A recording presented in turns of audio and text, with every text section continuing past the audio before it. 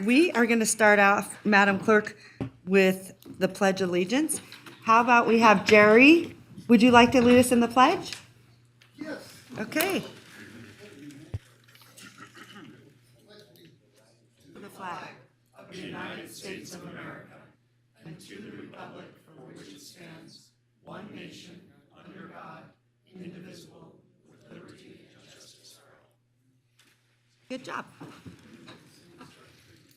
All right, Madam Clerk, I'm going to send it to you for the roll call. Thank you, Madam Mayor. Councilmember Breckus. Here. Dorr. Here. Delgado. Here. Weber. Here. Taylor. Here. Reese. Here. Sheeby. Here. Madam Mayor, you do have a quorum of the Reno City Council. Okay, I'm going to send it back to you for item A3. Thank you. Madam Mayor, our first item today is public comment. It should be noted for those in the audience that comments are to be addressed to the mayor and council as a whole. Comments heard under this item will be limited to 3 minutes per person and may pertain to matters both on and off the council's agenda. Please note that council may not take action upon any matter not agendized on today's agenda. When you're called on for public comment, please state your name for the record and begin speaking. The timer will begin when you say your name, and you will be afforded 3 minutes. If you're an attendee in the Zoom meeting and would like to make public comment, please raise your hand at this time. Lastly, while in this room, please be respectful. Warnings will be issued by the presiding officer if there is disruptive behavior, and you will be asked to leave chambers if the behavior continues. Our first public commenter today is Farah Downey, followed by Terry Brooks, followed by Jerry Mifsud.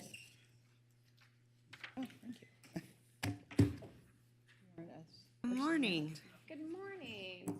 Just putting that up so that that can be up for the people at home too. For the record, my name is Farah Downey. I'm the CEO of JF Downey. We're a realty consulting firm, and I'm here on behalf of a program that we have developed and currently operate for the Reno Housing Authority. It's called the Emergency Eviction Prevention Program of Northern Nevada. Let me say that again because it's long. Emergency Eviction Prevention Program of Northern Nevada. And what we predominantly specialize in under this program is eviction prevention, crisis relocation, and housing navigation. I wanted to come and kind of alert everybody top down because we're already finding great success. We're going into our second year and our third approval under the Reno Housing Authority. In our first year, I think we did about 370 cases total. And this year, we're finding, and most of you know that I was running that predominantly by myself, but at our last approval, we were able to expand, and we're really excited about that. We were able to bring on a beautiful bilingual intake specialist. We have a junior advisor, and we have now myself as the senior.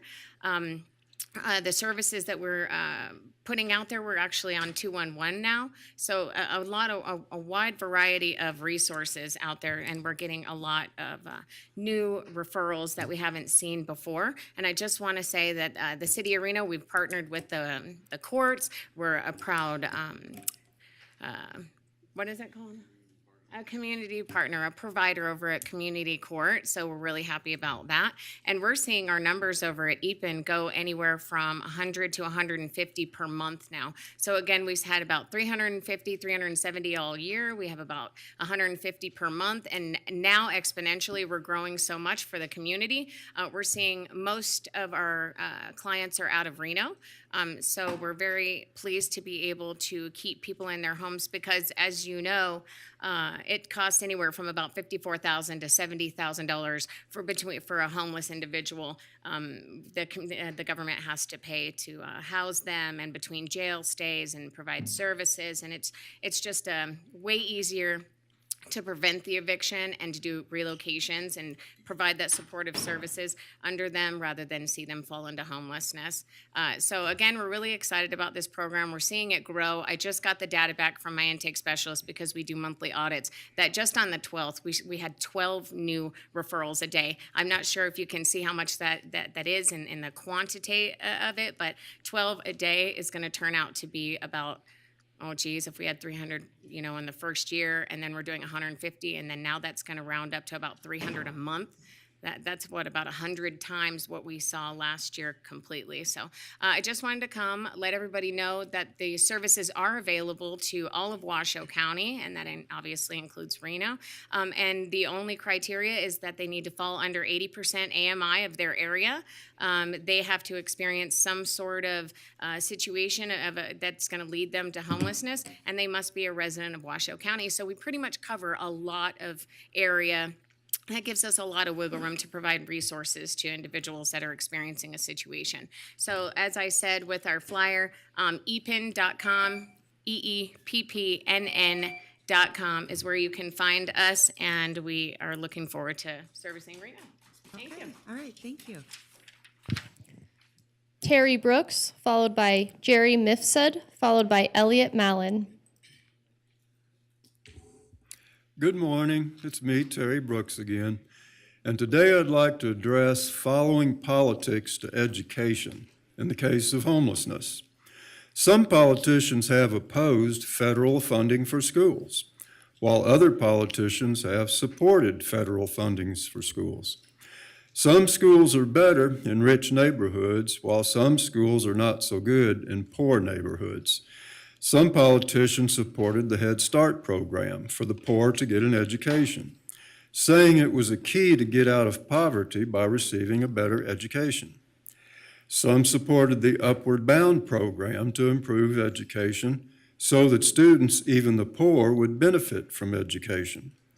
But some say that it's an individual's intelligence that determines their success in life, and that opportunity has nothing to do with someone's success in life. Others say that opportunity does affect success in life, and that equality in opportunity does help success in life. Some politicians want to eliminate the effects of privilege, while other politicians say there are no effects of privilege. Some say that personal development leads to good education, so they're opposed to federal involvement when it comes to education. Others say that social inequality leads to deprivation, which then leads to a lack of education. Some have said that the poor don't deserve education, so why should the poor even receive an education? Others have said that the poor do deserve education, so why should the poor be deprived of education? Some politicians say one thing, some politicians say another. If we would all just come together, we might learn from one another. I would like to thank you all for listening to me today, and I look forward to coming back when I've learned what I should say. Oh, by the way, this is chapter 38, so I only got 8 more to address you with. Okay, I'm keeping track. And I came up with a title for my book. It's going to be called My Thoughts on Homelessness, because it's Excellent. about my thoughts on homelessness. Thanks so much, Terry.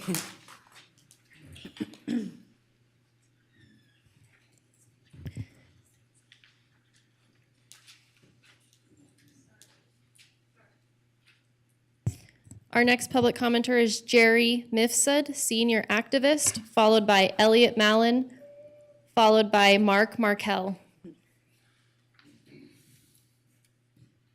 Good morning. Can you blow that up for me? I mean, enlarge it. Cool. You make it any bigger? Look at that guy.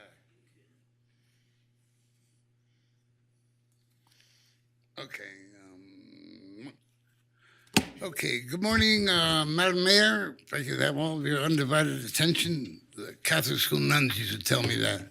Vice Mayor, and a new person here. My name is Jerry, the Pizza Man Mifsud.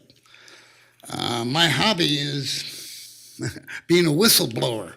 I've done this since I was 19 years old, when I was an apprentice in a union, and me and my uncle, who was a charter member of that union, we brought down a union president. Also, I've been to the Labor Commission at least 10 times, in the restaurant business, taking crooked, greedy restaurant owners to task. They all lost, so I don't lose. I'm an investigative reporter. I had my own TV show, and I also wrote in a major newspaper as an op-ed columnist. I created ASAP here in town, which means A Senior Area Project. That has now changed to Able Seniors After Politicians. Politics is a blend of two words, polyps and ticks. One resides here and the other there. I'm also a comedian, okay. I also have I have an unofficial group of people that give me inside information called Insider Out, Outsiders In. And that's people who are willing to leak out information from City Hall and your other agencies and departments. So I know what's going on, believe me. I wanted to say this right, but I believe that in the works is potential olive branch meetings that I'll be able to have with the very generous Vice Mayor and too tall Oscar Delgado. And then maybe, just maybe, we could get Snow White and away from the Seven Dwarfs, and I could have a meeting with her wherever she is today. But aren't we having fun? Okay. I know how serious this is. I have a lot of work to still do in my neighborhood, and I'll speak to Oscar about that, who is very generous with his time. We met one time for 45 minutes through lunch, and Oscar offered me a Snicker bar that was half eaten. No, he's very generous with his time, and I'm sure as long as he squats down a little bit when he takes a picture with me. I remember taking a picture with a very high authority here, and she said to me, "Don't squat down, you're making me look too short." Well, if I stood straight up, how much shorter would this individual look? I'm not going to mention her name because she's very self-conscious about her height, though she is the highest, most revered person in this town. Okay, let's see. In nomine Patri et Filii et Spiritui Sancti. My oldest brother was a Catholic priest. He also gave me permission to hear confession. Anybody want to tell me their sins for $1.50? Thanks a lot. Much, Jerry. Have a great day. Elliot Mallon, followed by Mark Markel, followed by Kai Plaskin.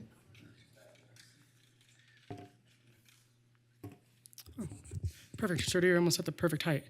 That's very rare. Good morning, Mayor, members of the council, Elliot Mallon for the record. First, I actually wanted to come, and if it's okay with you, Madam Mayor, if I address our new member directly and congratulate her. Of course. Thank you. Good morning, Councilmember Taylor. Congratulations. It's great to see you, and great to see you up there. I've known you for a long time, and I'm very excited to see what you're going to be able to do for our city. And I appreciated the process of going through that with you and meeting with so many people and learning from so many people, including yourself. So thank you and congratulations. I'm very excited for you. And thank you to all of you for having taken the time to meet with me, talk with me, and allow me to learn from you as well. It was a very informative process, an informative month, I think is a good way of putting that, very fast-paced. But I appreciate it, and I appreciate the ability to have heard from so many people and learned from so many people. I look forward to doing a lot of the things I talked about through that process, which is one of the reasons I'm here today, is I'm still dedicated to making Reno as sustainable as possible, and I think that there's other ways, or I'll find other ways to make that happen and to work with all of you to make that happen and accomplish that goal, to protect the city and protect the city's revenue. And I'm just excited to be here and excited to see the new council member and see a full council again. So thank you, and I look forward to talking with all of you. All right. Thank you, Elliot. Very classy. I try, Very sometimes. classy. Thank you. Mark Markel, followed by Kai Plaskin, followed by Gordon Gossage.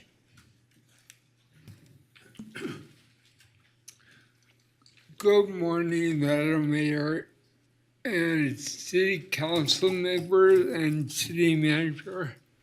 My name is Mark Markell, and I'm a concerned Reno resident. I don't talk well, and I'm old, so while I've been coming here for years since '97, explaining my situation. I don't know. But anyways, I was in a drunk driving crash,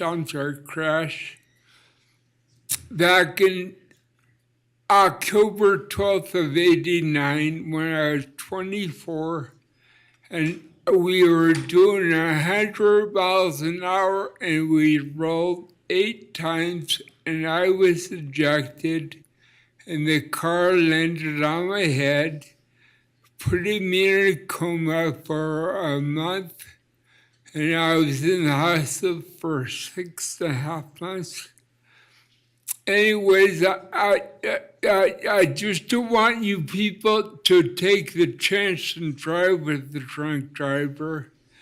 I was drunk, so I got in the car with the drunk driver. But there's the bus system, and I forget what I'm saying all the time. God willed me alive to show people and warn people what can happen if you get in the car with the drunk driver. And I just want to, I was a mess back in the day, but hopefully I'm doing good now by expressing going ahead with giving up my know-how, my experiences. I just don't want people to get in the car with drunk drivers.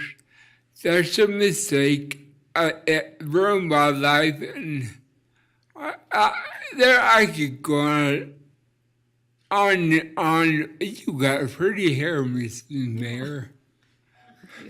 Okay, God, I told you. Okay, I'll go.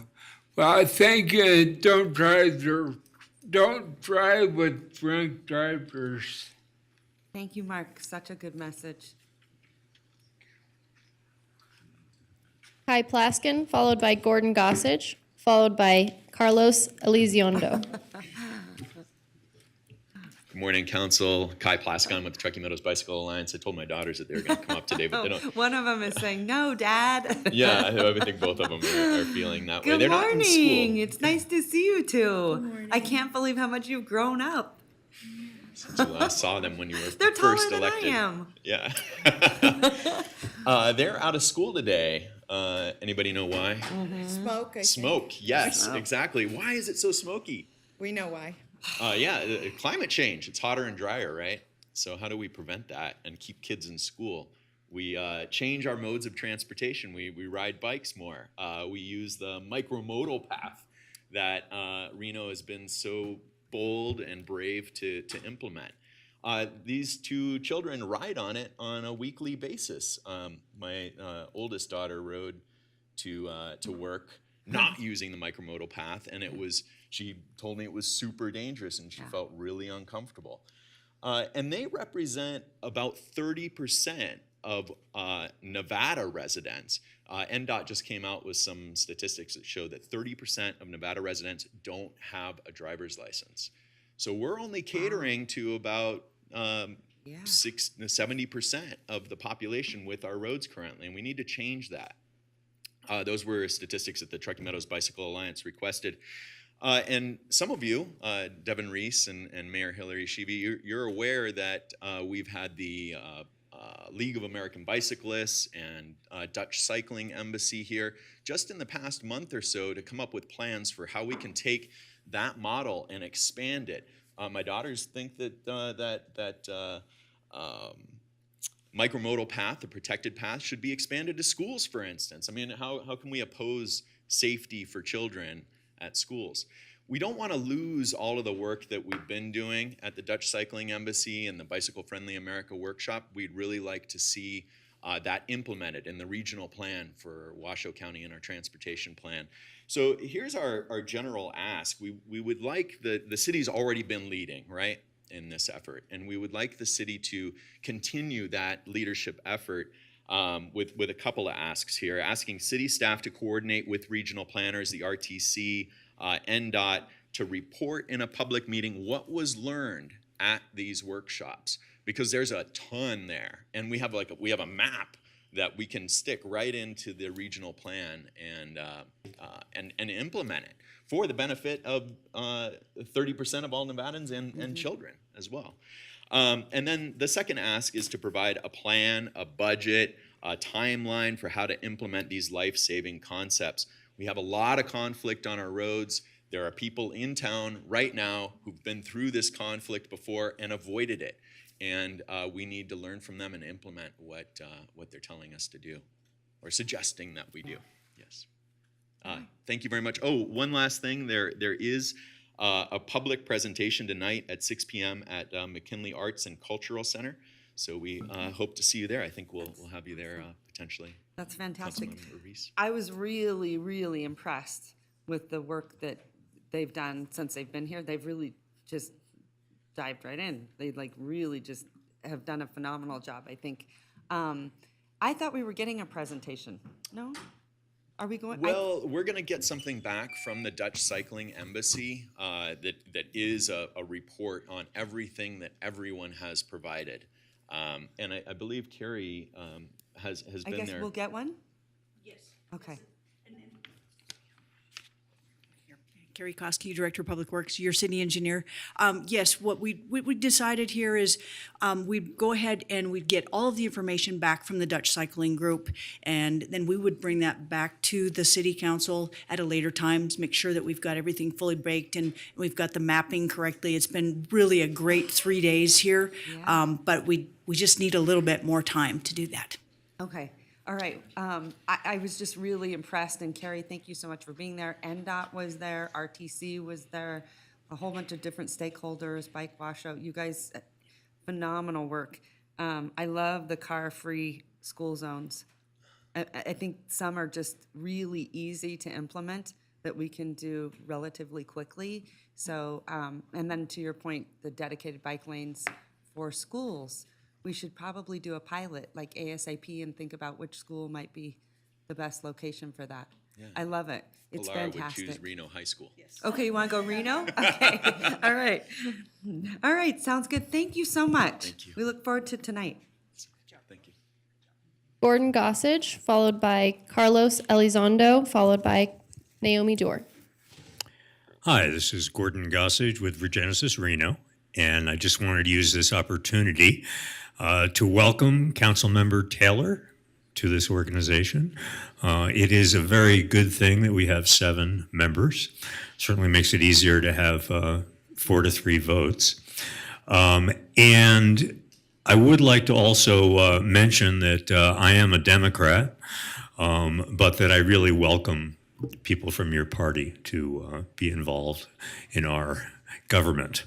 We have people from Democrats, Republicans, and nonpartisans involved in our government. And it's very important that we work together on the issues we can. And I believe housing is one of the issues that is truly nonpartisan. So I welcome you, Councilmember Taylor, to work with all of us who are passionate about affordable and workforce housing. I also believe that all of us know that we have free and fair elections. So I hope that you could help, along with everybody else, to get rid of some of the poison that we have in our community. And only together can we counter the poison that Operation Sunlight has introduced into our community. So these two issues, maintain free and fair elections and make sure we have more affordable and workforce housing. It's so great that we have 7 people from very different political backgrounds who know how to cooperate. Thank you very much. Thank you so much, Gordon. Nice to see you. Carlos Elizondo, followed by Naomi Dorr.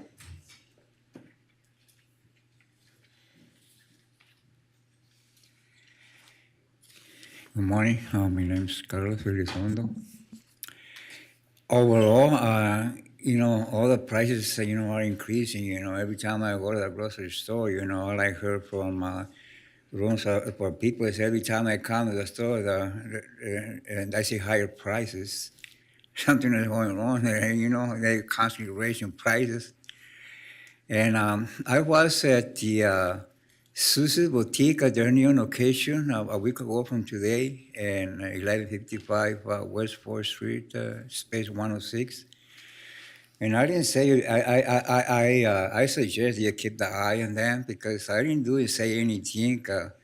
They wrong, and they told me that I had to leave because I'm making customers feel uncomfortable.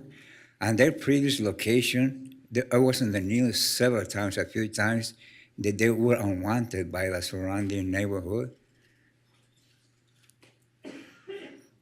Thank you. Naomi Dorr. Councilwoman. Good morning. Good morning. Madam Mayor and colleagues. I think this is the second time I've made public comment in 8 years, but I feel compelled because of some activities that happened this weekend to bring them to your attention. And I know that you all care about this issue. It affects every ward. It affects our entire city. And the topic is street racing and sideshows. We've had street racing and sideshows for decades, and most of us grew up with it. It's considered almost a rite of passage with kids. Today, it is much different. It has taken a whole different turn. I want to first compliment the police and the actions that they've already taken. They have done a number of enforcement activities, joint activities with the Sheriff's Office, Sparks, NHP, and others. To really bring to bear resources that are needed when these things get out of control. I first got involved this spring when I got a call from Reno Town Mall, Old Town Mall. There was a sideshow going on there that attracted hundreds of people, and the merchants were terrified. The entire parking lot was torn up. I worked with our police then, gave them the issue. Many people have written into me since then, posted on Facebook. I've sent all that information over to our police to help identify where is this happening and what can we do about it. And again, I have to give them kudos for the actions they've already taken.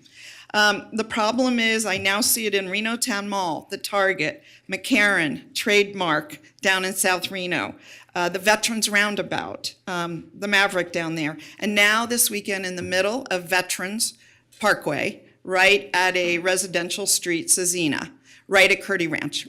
Close the entire intersection, which is one of the things that happens. Hundreds of people came.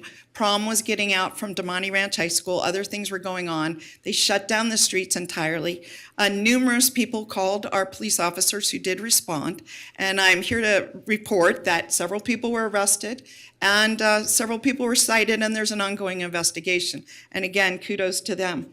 But what has happened is that my residents in Ward 2, and I am sure in other areas because I understand they went up to Ward 4 after that, were terrified, absolutely terrified.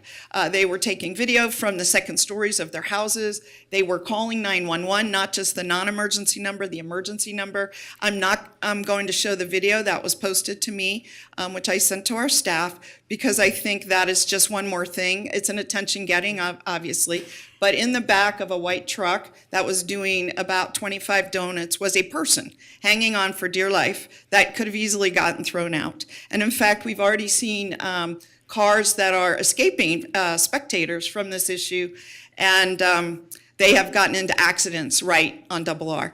So I know I'm short on time, and I'll ask you for another 30 seconds. I do have some recommendations.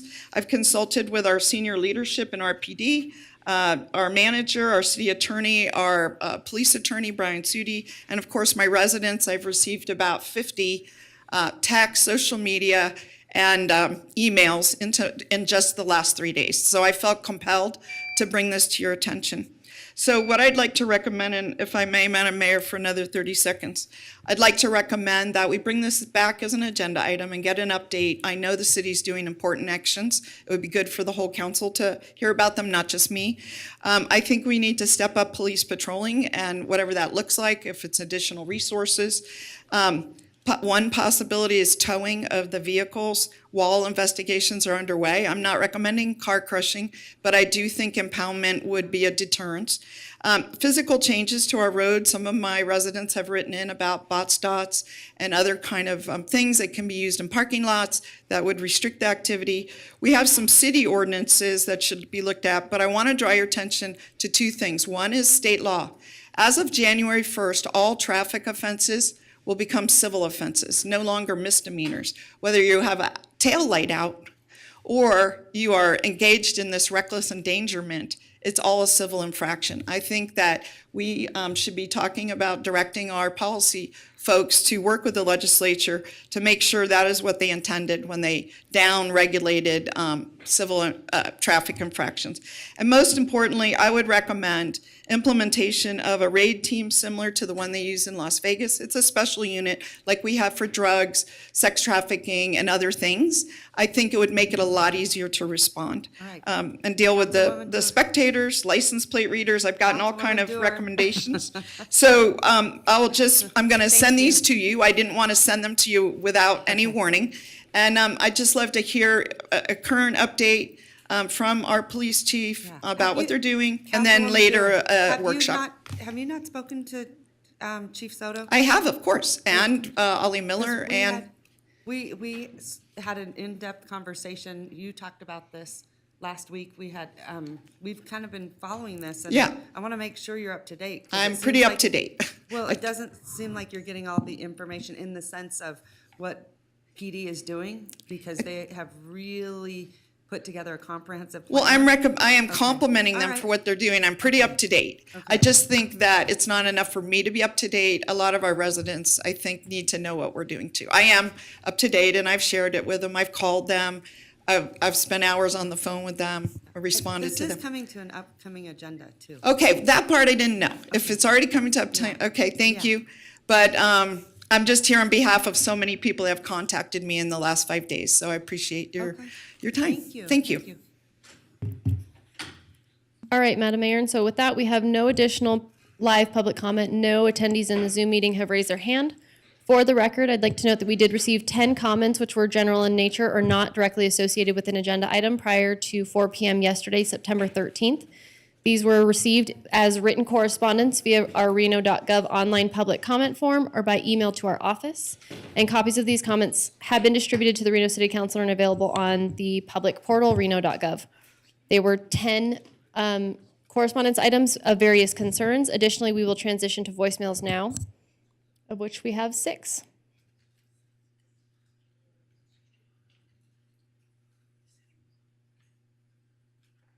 Yeah, hi. I live over at Virginia Lake, and me and a bunch of people were always walking around there and picking things up, throwing them away, and cleaning the lake as best we can. And it's got this giant algae bloom now, and it's probably going to kill all the fish and the ducks and everything else. And it's starting to smell. I know it's probably getting towards fall, the lake turns over and all that. But I think there should be more of an investment in Virginia Lake to keep it clean, because why can't like a dog take a swim in it, and and then that development across the street, all those condos over there, maybe that should have been part of the deal.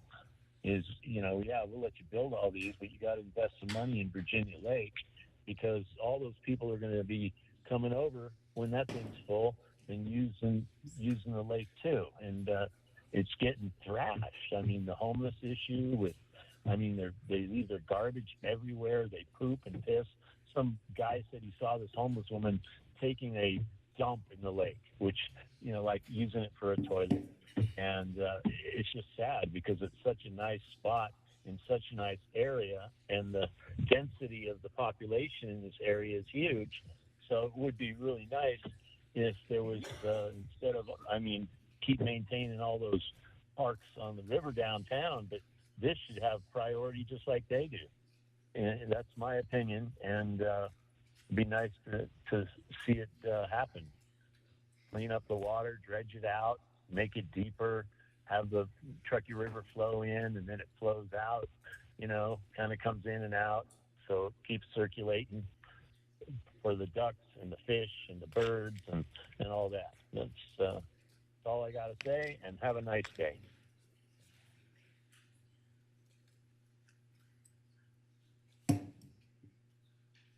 Good morning. Today is Wednesday, August 31st of around 11:45 a.m.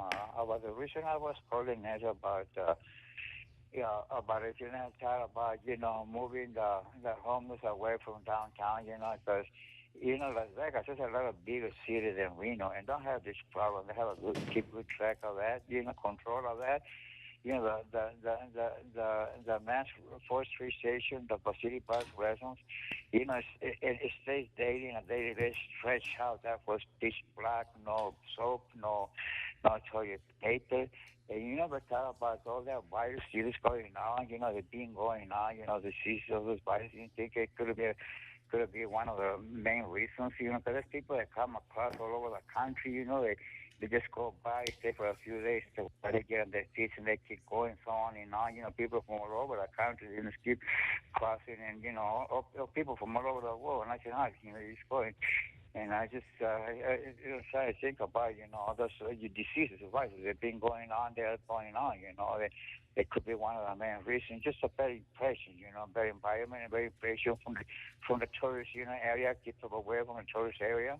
Like I said, Las Vegas is a lot of bigger city than Reno. I mean, huge city, a lot bigger than Reno. And I don't have that problem. They take good control of that, So thanks for I hope you do something about it.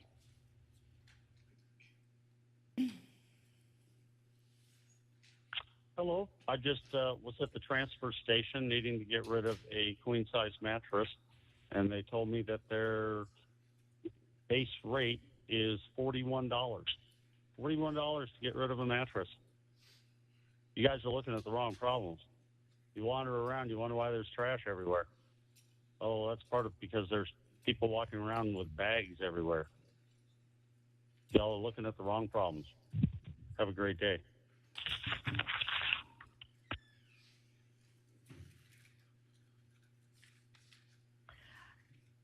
Shame on all of you. Council people, what are you doing to Reno?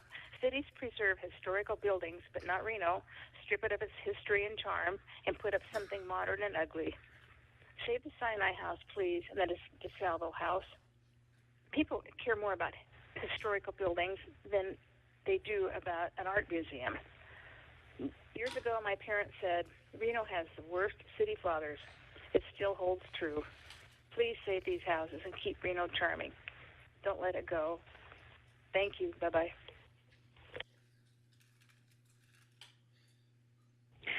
Yes, I'm just making a comment how disgusting the Reno City Council is for not preserving historical houses. The Sinai House on Hill Street should have been preserved, and Reno does nothing to preserve historical sites, and it's absolutely disgusting. Most towns, that's why people come to the town, for the historical sites and buildings, and this town is just a bunch of cement. It's disgusting, and I'm sad that this city council, unlike the old Bennett city council, doesn't preserve, and you're pathetic. That's all I have to say. Bye.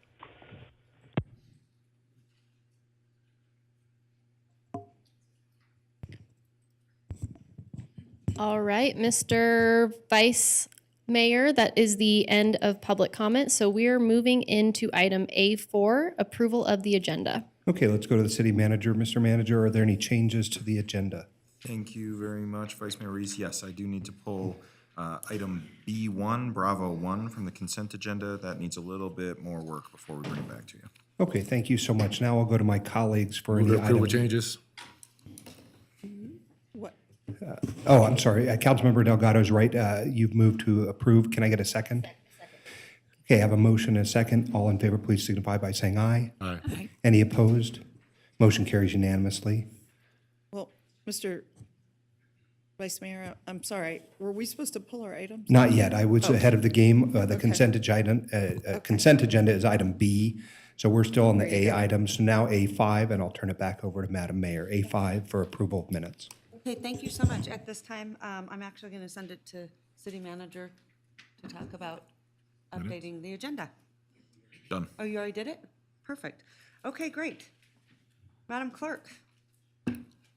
Madam Mayor, we're moving on to item A5, approval of the minutes. All right, may I get a motion? Madam Mayor, may I speak on this item? Go ahead. Yeah. So in preparation for this meeting, I reviewed some minutes from about 15 years ago for an item we'll discuss later.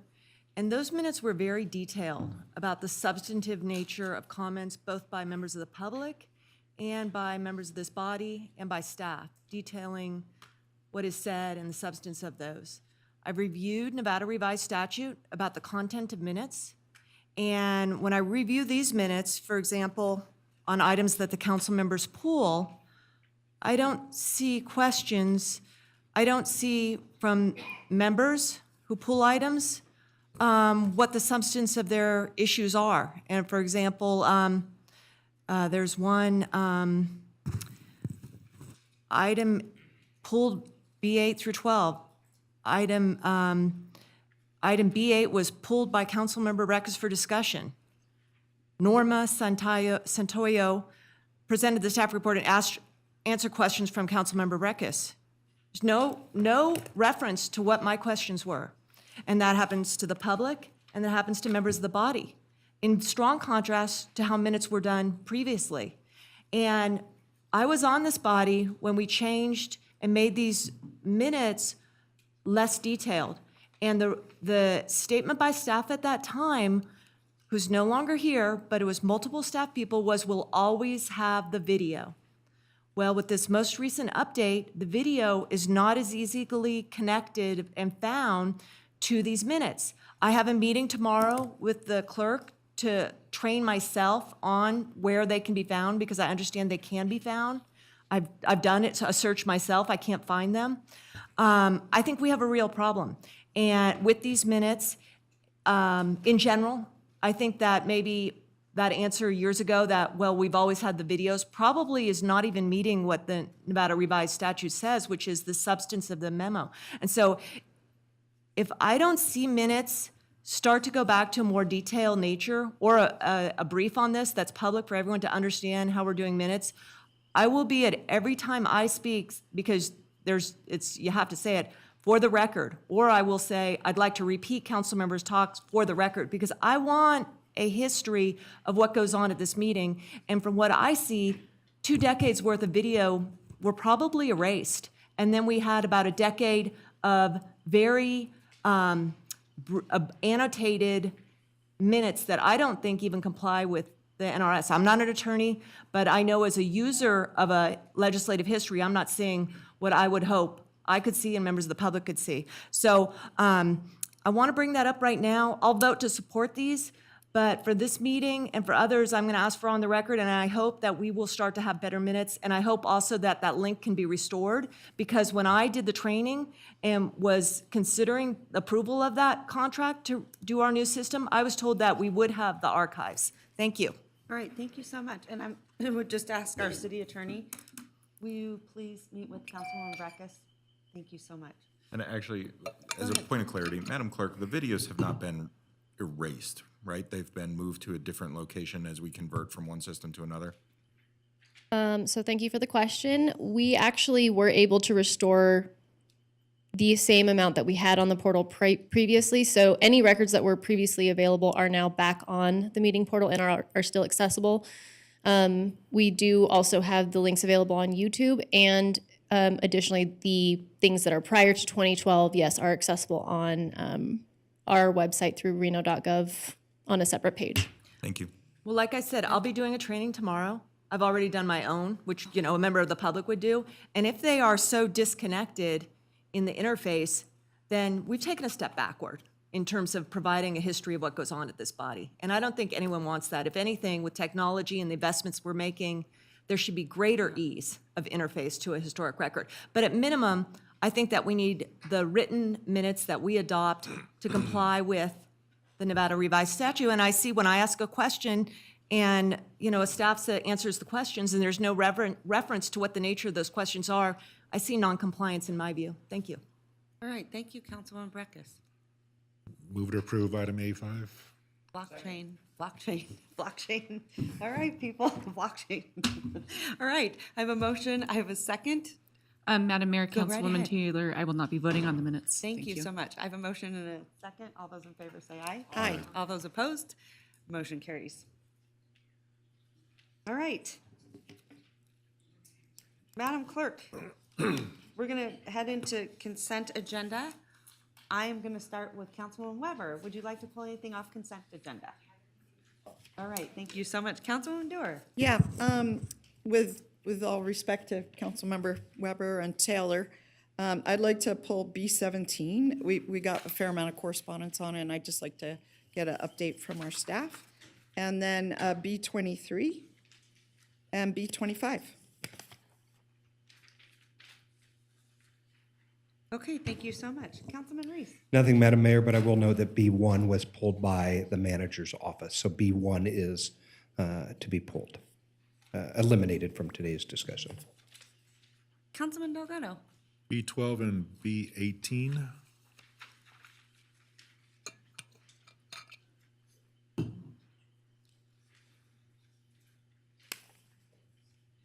All right, Councilwoman Taylor.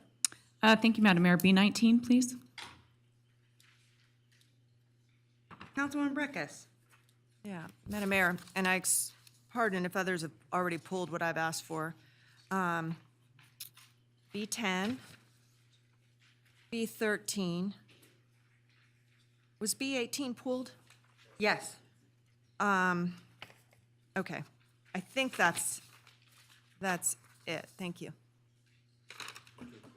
All right, so I have a motion and a second to approve the remaining items. All those in favor say aye. Aye. All those opposed, motion carries unanimously. And congratulations to all these businesses on this agenda. Fantastic, great.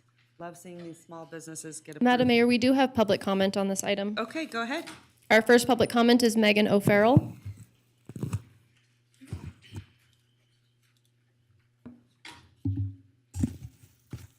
Hi, everyone. Good morning, and thank you for having me today. My name is Megan O'Farrell for the record, and I'm here on behalf of Reno Food Systems to extend a warm thank you to Councilmember Delgado for considering us for a donation of item B26. At Reno Food Systems, our vision is a vibrant, resilient, and just local food system cultivated by an empowered community.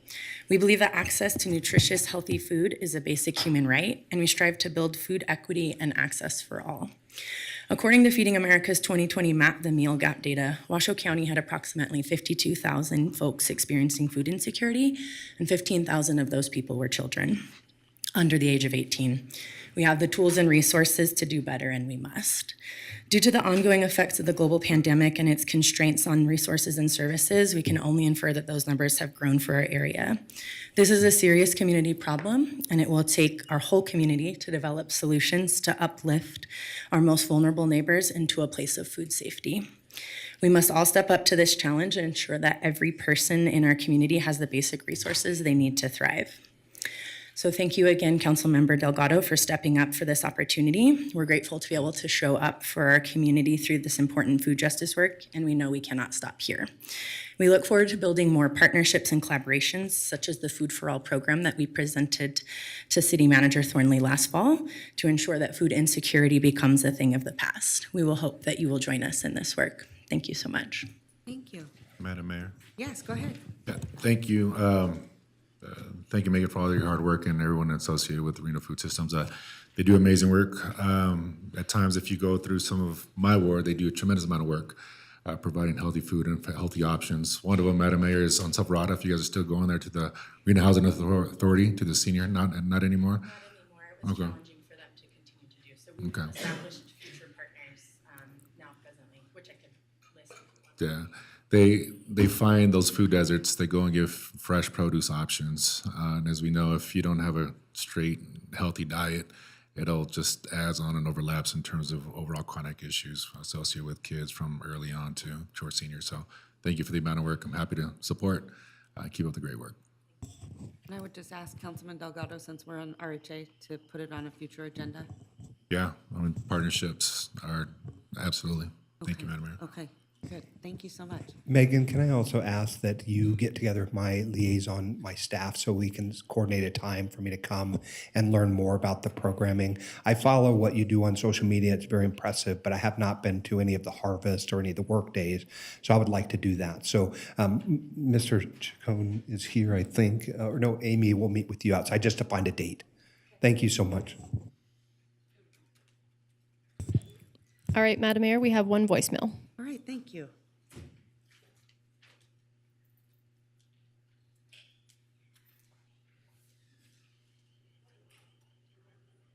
My name is Steve Benzie. I'm a property owner and resident in Ward 5 within the Northgate 19 Landscape Maintenance District. I oppose agenda item B17. These comments are being submitted at 3:26 p.m. They are not after 4 p.m. The RFP had material emissions. David Walker. During the bid process, a bidder commented some of the areas in the RFP could really use a one-time cleanup prior to transitioning into the maintenance phase. The city directed bidders to bury the cost for cleanup in the bid for overall routine maintenance costs. The RFP did not define one-time cleanup and did not include any specific measurable requirements for cleanup. Reason 2, the RFP had a material error relevant to Turtle Creek Civil Shores District. Page 37 included a topographic map highlighting the landscape area, stated the highlighted area totals approximately 70,000 square feet. However, Washoe County Assessor's records show that the highlighted area actually totals 107,000 square feet. Reason 3, the RFP did not include any provisions to return the landscape area to its original condition at time of dedication. For Northgate LaSalle, the city-approved landscape plans show the original improvements included 66 trees and 596 shrubs in the parkway strip. However, a recent unofficial survey identified just 42 trees and 152 shrubs in the parkway strip. Reason 4, the staff report is inaccurate, stating that the 9 districts have common landscaping along sound walls. However, Northgate 19 LaSalle Heights and Bagpipe Circle districts have a significant amount of portion of landscaping next to wood fences. This is a material distinction because the landscape maintenance standards include fire safety requirements specific to landscape adjacent to residential wood fences, requirements which the DPR has failed to enforce. Reason 5, the staff report is misleading. The staff report states that the previous contract totaled $196,560, but does not disclose that the approved contract included a $100,000 contingency that was never billed to the city. The current proposed contract does not include any contingency amount, so the true picture is a $96,000 prior expenditure that is suddenly exploding to $350,000. Reason 6, the staff report is incomplete. The staff report does not explain why contracted landscape maintenance costs will increase anywhere from 180% to 622% for the individual districts. The RFP does not identify any change in the landscape maintenance requirements, nor does it add new tasks that the contractor is required to perform. For far too long, DPR has mismanaged the landscape maintenance districts. The recent incomplete, inaccurate, copy and paste RFP and the resulting grossly inflated sold bid are a disservice to the 832 affected property owners. The city accepted certain land parcels that were fully landscaped in accordance with. At that point, it became DPR's responsibility to maintain the district landscape. The question is, will the council recognize the missteps that have led to this point and support the property owners who are actually paying for this proposed contract?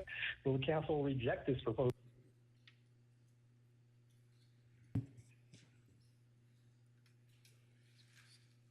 All right, Madam Mayor, with that, we have no additional public comment, and we're moving on to item B10 as pulled by Councilmember Breckus. Okay, I'm going to send it to Councilman Breckus. Go ahead. Yeah, I am going to request a staff report on this, but before, I'm going to read a disclosure.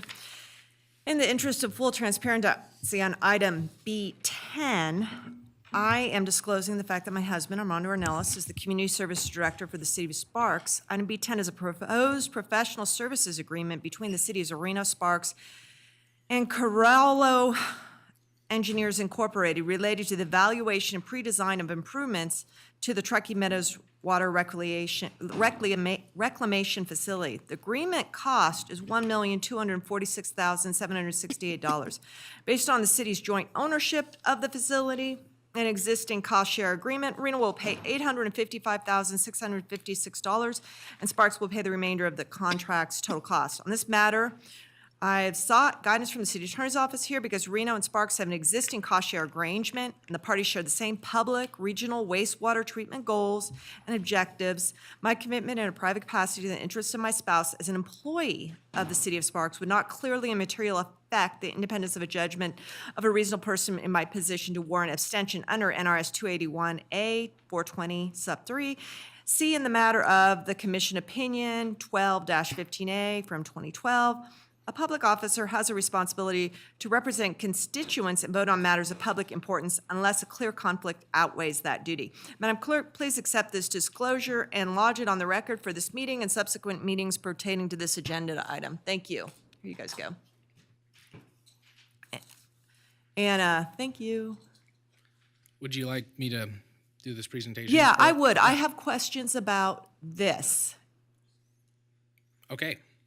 Matt Smith, Utility Services Department. Today I'll be talking about item B10, which is the Tumwharf Disinfection and Filtration Evaluation Pre-Design Services Agreement. So this project will be taking place at Tumwharf. It's on the northern side of the plant. We've done most of the water treatment at this point, and these are the last two processes before the water is discharged. What is disinfection and filtration in Tumwharf? We have the water, pre-filtered water. It enters those 12 filter cells on the right, you see, and then it is percolated through those filter cells. It enters the chlorine contact tank where we dose chemicals before sending it out. So how it looks at Tumwharf, you have filtration coal, sand, and gravel. If you're familiar with like a Brita filter, for instance, that is very similar to this process. What we're trying to remove is floating particles, foam, and suspended solids like algae. What's being evaluated? This technology, it works. This building and facility was built in 1985. The technology is even older than that. This is a newer technology. It's called cloth media filters. We know in the near term, capacity is a concern with this process. And so this is just an example of what we're going to be evaluating, but these cloth filters can be placed inside the existing filter cells. We want to retain the existing infrastructure that's in good condition, and this is in good condition. I've also highlighted 4 filter cells because one of the newly retrofitted basins could have up to 4 times the amount of capacity of a single filter cell, which footprint is invaluable at Tumwharf. So disinfection, this is how it looks at Tumwharf. The filtered water enters the chlorine contact tank. We dose bleach, and that filtered water potentially could have viruses, bacteria. This is also a process that happens in normal water treatment. So we dose that bleach, those particles don't like that. That water is then disinfected. But we don't want to disinfect the creek, so we add SBS, it's sodium bisulfite, to dechlorinate that water prior to discharging into the Truckee. What's being evaluated is UV disinfection as one potential path forward. And so we have that filtered water again, and then that water travels through these ultraviolet light banks. That water is then subjected to that ultraviolet light. Those particles, again, do not like that. It disinfects the water, and the plus side is that we don't add any bleach or sodium bisulfite. It goes directly to the Truckee River. Important note is that we will have to continue using bleach for reuse, just because that is in our permit. But 85% of the bleach that we use at the plant is used for river discharge, and we would be eliminating that. So this is why it's recommended. Every year I do a paired comparison risk ranking evaluation with plant staff, and this ranked 4 out of 33, 1 being the highest rank. So this is a very highly ranked project.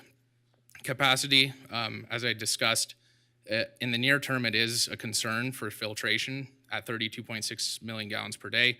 We're at about 29.5.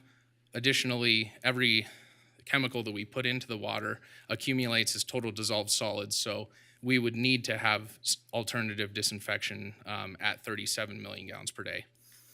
Cost savings. So when we had first started looking at UV disinfection, that was in fiscal year 20 before COVID. we were spending about $1 a gallon for bleach, and at that time we estimated that we would save about $800,000 per year in annual operating costs through chemical savings.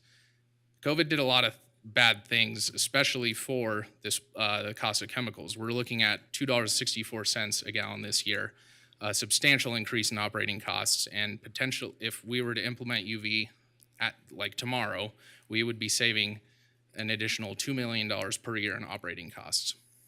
Climate change and sustainability, we have bleach trucks that arrive at the plant every day. We use 2,300 gallons of bleach every day. We would eliminate a large portion of the amount of trucks that would be showing up at the plant, as well as eliminating sodium bisulfite completely.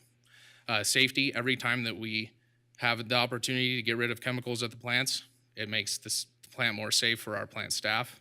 And then additionally, water quality. So again, less chemicals in the river is a good thing. So our recommendation today is to approve the consultant agreement for the Disinfection and Filtration Evaluation Pre-Design Agreement. Thank you. That was very thorough. So a few questions. The scope says the recently completed Tumwater facility plan identified hydraulic and process deficiencies associated with existing tertiary filters. And you talked about near-term capacity issues. I don't know anything about that. Where's the facility plan and what is the capacity issue? So the facility plan is posted on the City of Sparks website as a public document as well. So it is available there. As you had pointed out, hydraulic capacity is one of the issues. So we have those 12 filter cells that are existing, and back when those were built, they did not anticipate us getting to a higher flow capacity. And so that's the main driver for the filtration. And then on the process side is the disinfection portion. Because we're adding those chemicals into the water, TDS, or total dissolved solids, is directly tied to our permit. It is a permit limitation. And so when we pull those chemicals out of the water, that does increase our capacity. So here's the issue is I had a hold on my calendar back in the spring for a sewer workshop where I presumed I was going to get a copy of this facility plan to understand, what's 4, what's 5, what's 6, how much, and really a blend of what's capacity. Because I know, bleach or not, households right now, they're being treated. But if it's to hit the operational capacity, that's growth. And I also know, we all know, that sewer rates are going to go up 8% next month for the fourth quarter. But we also know that hookup costs for new growth have stayed flat since 2012. So if this is a capacity project, I am reluctant to vote for capacity projects from our share without having a capacity revenue stream. It's problematic for me. Maybe I'm missing something because I haven't read the whole facility plan. So that's why, wear and maintenance deficiencies and deterioration of, okay. But even if it's capacity and we haven't set a revenue stream, I'm not going to go there because I'm seeing inequities in the, and you're not the finance guy, I know that, but it would help me to have that facility plan here in a public setting to make these items easier for me. And then you mentioned the permit with bleach in the permit. Is the permit going to be changed so we're not allowed to use bleach? What's going on with the permit? There have been discussions of a draft permit, but nothing's finalized yet. In regards to what's within that permit, we really do not know what it's going to look like. We're in discussions with the NDEP regarding that. Bleach is just a way of disinfecting. So disinfection is going to be needed whether the permit changes or not. It's just the way that we do perform that disinfection is what we're proposing. Okay, well, I will reiterate my interest in a workshop specific to Tumwater Master Plan, the sewer fund, and this news about the permit under discussions, because if the permit goes a certain way, does it mount costs onto the operations? Without knowing what the Okay. which way it's going to go. Okay. I can't really answer that. Okay, thank All you. right, any other questions from council? Go ahead, Councilman Reese. Thank you, Madam Mayor. Mr. Smith, first of all, thank you for the presentation. Outstanding work on your part. It's hard to distill the kind of science in a way that is understandable to the public just generally, and especially when you're talking to me. I'm not a scientist, so all of the science behind the cleaning process and technology, you made it understandable, which I think is important because sometimes the decisions we make up here, we get to spend a lot of time with you one-on-one talking about facility planning and going to the plant, but the public doesn't necessarily do that. So in your presentation, I think it was a good mix of helping us to understand the request in front of us, but also the science behind it. So I appreciate you, and that's not easy to do. So congratulations for that. The second thing I will say is that whether it's a capacity issue or not, I think is not relevant. There are capacity issues that we're describing and discussing through the expansion of our facilities there. That is something that this body has largely supported nearly unanimously over the last 2 years, I think, process. And we do have some work to do on the rate side and some of the capacity issues about growth. But this is a filtration question. And I think that the technology has improved greatly since, I suppose 1985 is where you've pegged the moment of our use of it. But at the end of the day, yes, we should do the better technology, which is what's being inquired of here. And B, we should seek to improve as an organization always, right? And so knowing that we have a system that is outdated, but that there is the potential for other options for using or disinfecting, I think is a good thing.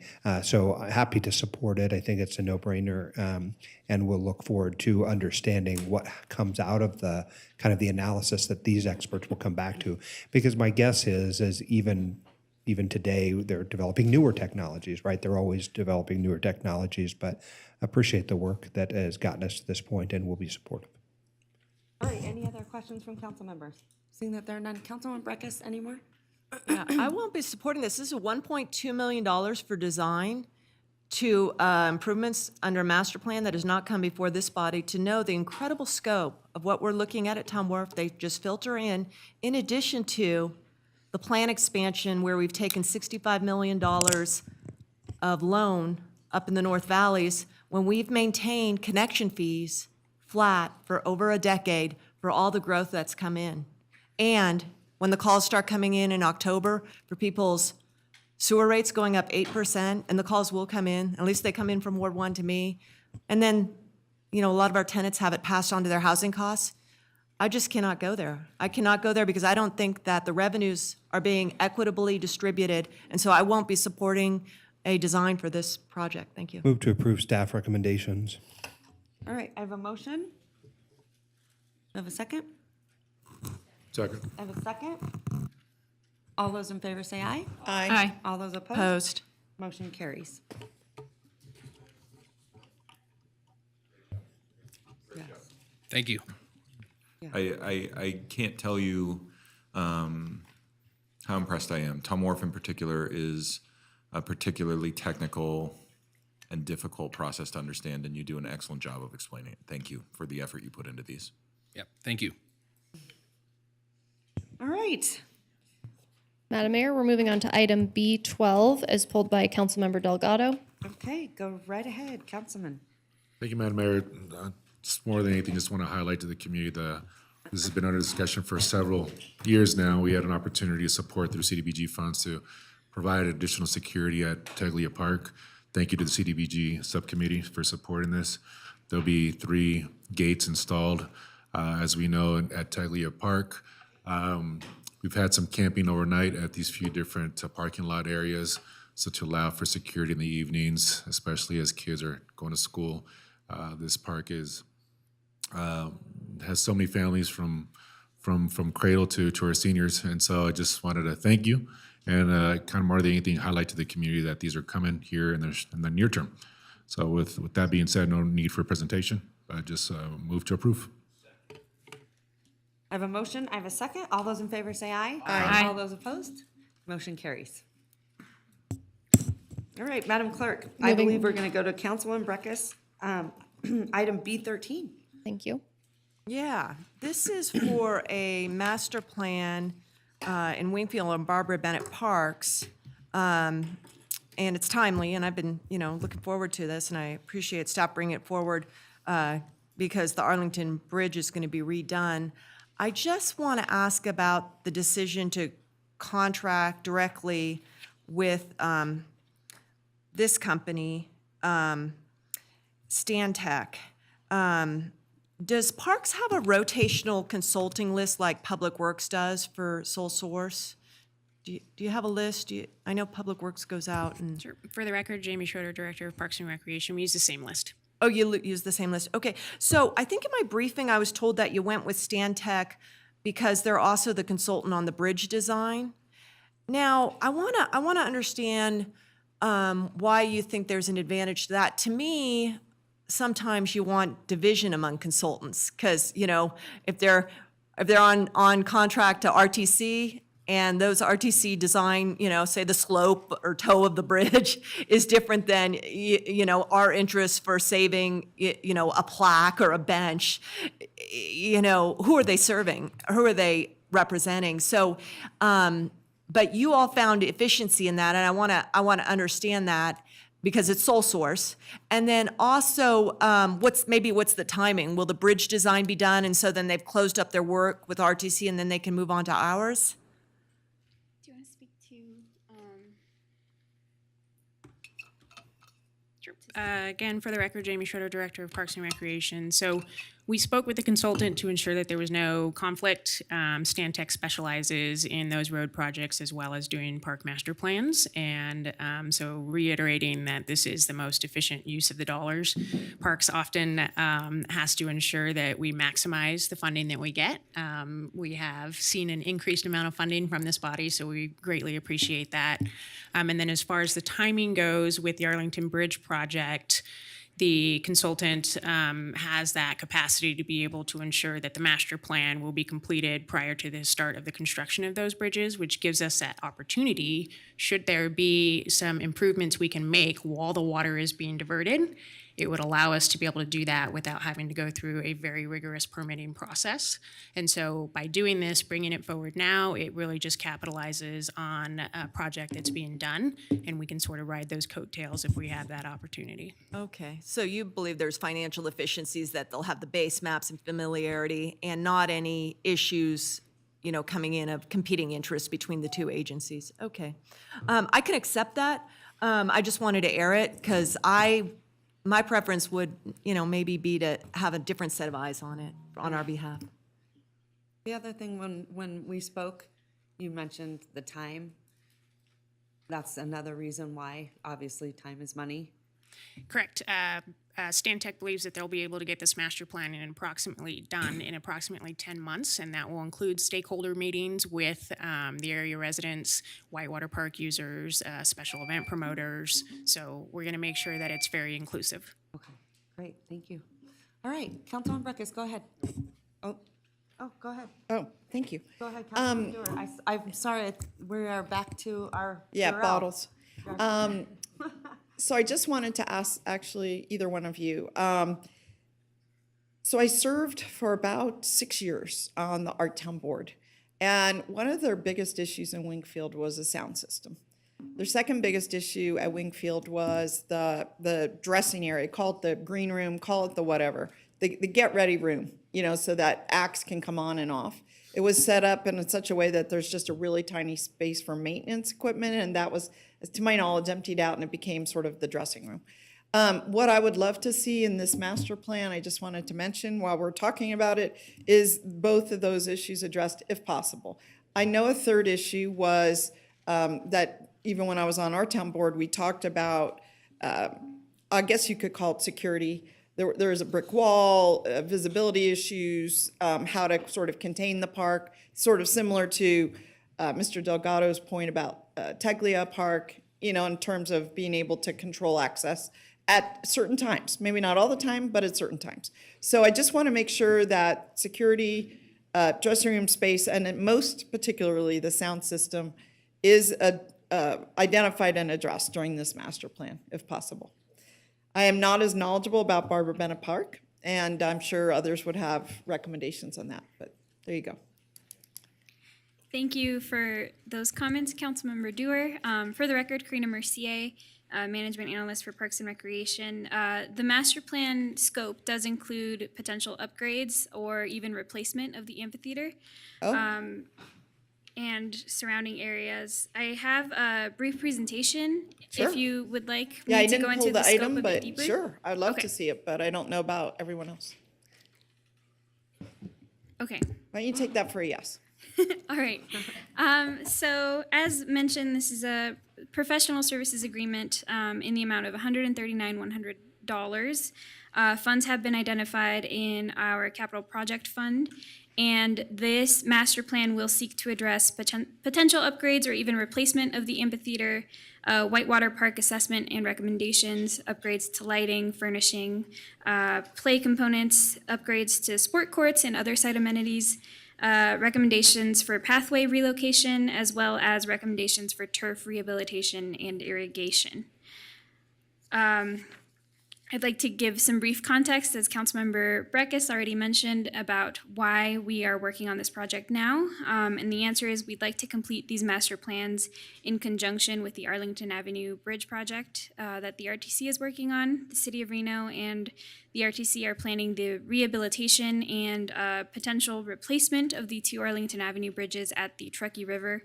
And this project will improve safety and flood conveyance in downtown Reno.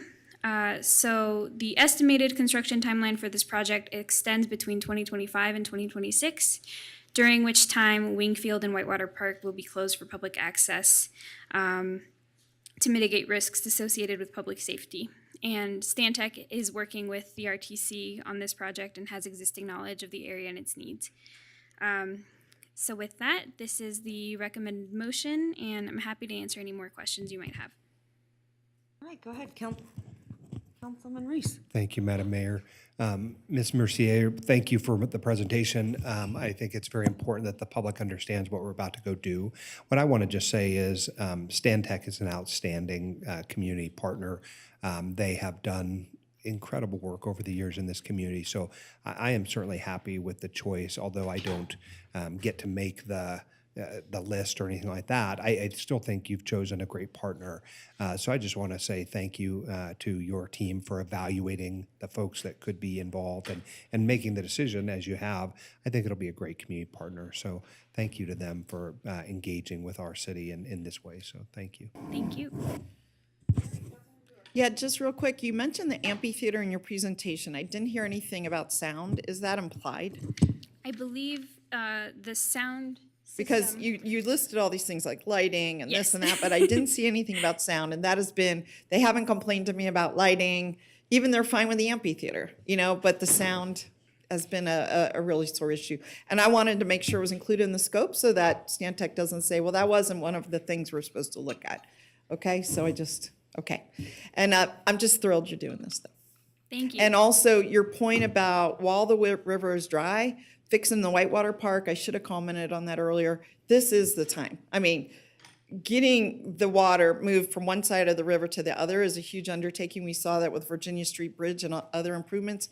Now is the time. So thank you for the great foresight. Thank you.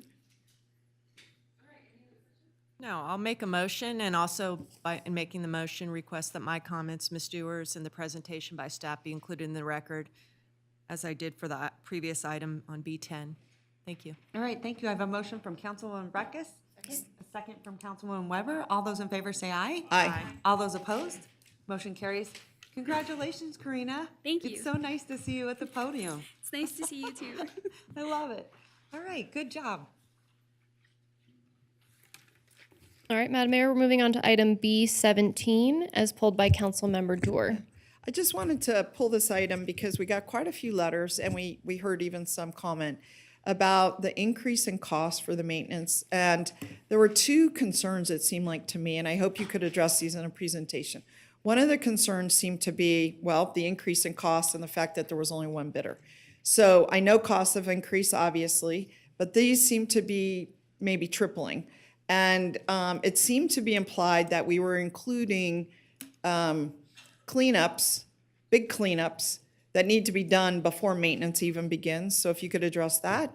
And then the other issue seemed to be that I keyed in on was it looks like they've lost up to half of their landscaping in terms of bushes, trees that were supposed to be there. And that almost seems like a code enforcement issue, but I don't know who we're enforcing against. Is it these different subdivisions, HOAs? Is it ourselves because it's our landscaping? I don't, if you could address that while you're doing your presentation, that'd be great.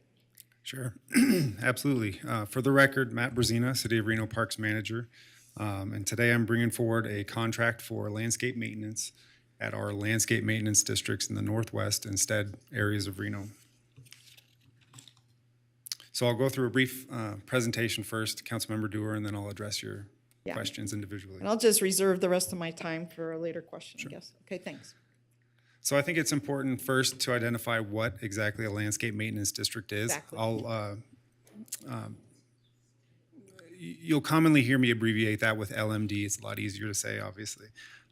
But landscape maintenance districts are dedicated common areas in what people would typically assume are homeowners association maintained areas of a development.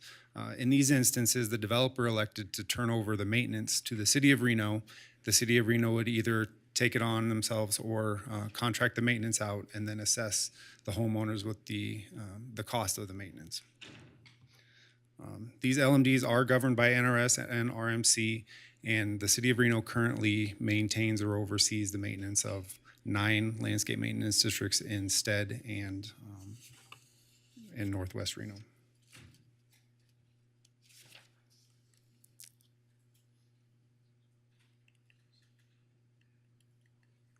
So here's a small map of the landscape maintenance districts in the Northwest, obviously highlighted in the bright pink, and most of them are in the major arterial roadway corridors of Robb Drive, Avenida de Landa, and West 7th Street.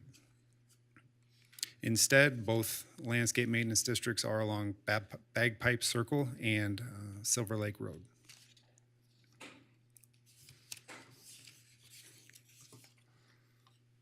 So the city followed staff followed the city's standard RFP process for this. We put it out to bid and received 1 bid in return, and that was from Reliance Home Services. The contract details will include an initial 2-year contract with 2 one-year contract extensions. The landscaper will provide weekly and monthly landscape schedules to staff, and then staff will perform monthly inspections to make sure that the landscapers are compliant.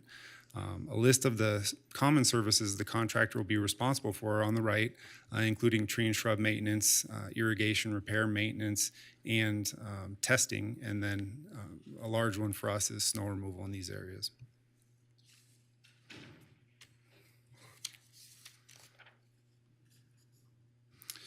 It is important to note the increase in cost. One important aspect of the cost is the amount of the 2 prior maintenance contracts were substantially lower. However, we haven't seen an increase in costs since 2013. As you all are well aware, we've seen 50% increases in supplies and labor just in the past 2 years, let alone the past 9. So the proposed contract is not out of it's not out of the ordinary. It's not substantially larger than what we'd see as a landscape contract elsewhere. Reliance is a reputable local landscape company, and they currently do service the entire Somerset landscaped area. So with that, I move for council to approve the contract, and I'll answer any further questions. Councilmember Dewar. Yeah, thank you. Thank you. 2 minutes. Just have some general questions. Who insures the work product? So they go out and do it. Do you guys inspect periodically? How do we keep the stuff alive? Because there is this, that the developers in these various places did a good job getting this stuff established, the trees, the bushes, but they've died. And so do we go back on the previous landscape maintenance? I mean, everything, half of your stuff shouldn't die, maybe 10%. I get it. So what do you think about that? That's number 1. 2, then what's the accountability? Like, what if we're not happy with what they're doing? And then number three, you know, a number of the people that wrote in said that there was $100,000 in the contract that was for unforeseen. And you know, they want to compare apples to apples, make sure that the base contract to the base contract is compared, not the contract with the overages. But maybe the new contract also includes $100,000 for overages. I don't know. So if you could just speak to who insures the work product? Do you guys go out and inspect, or do you wait for complaints?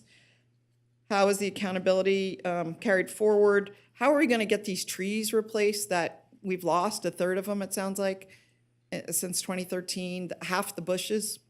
So how do we address those things? Yes, thank you.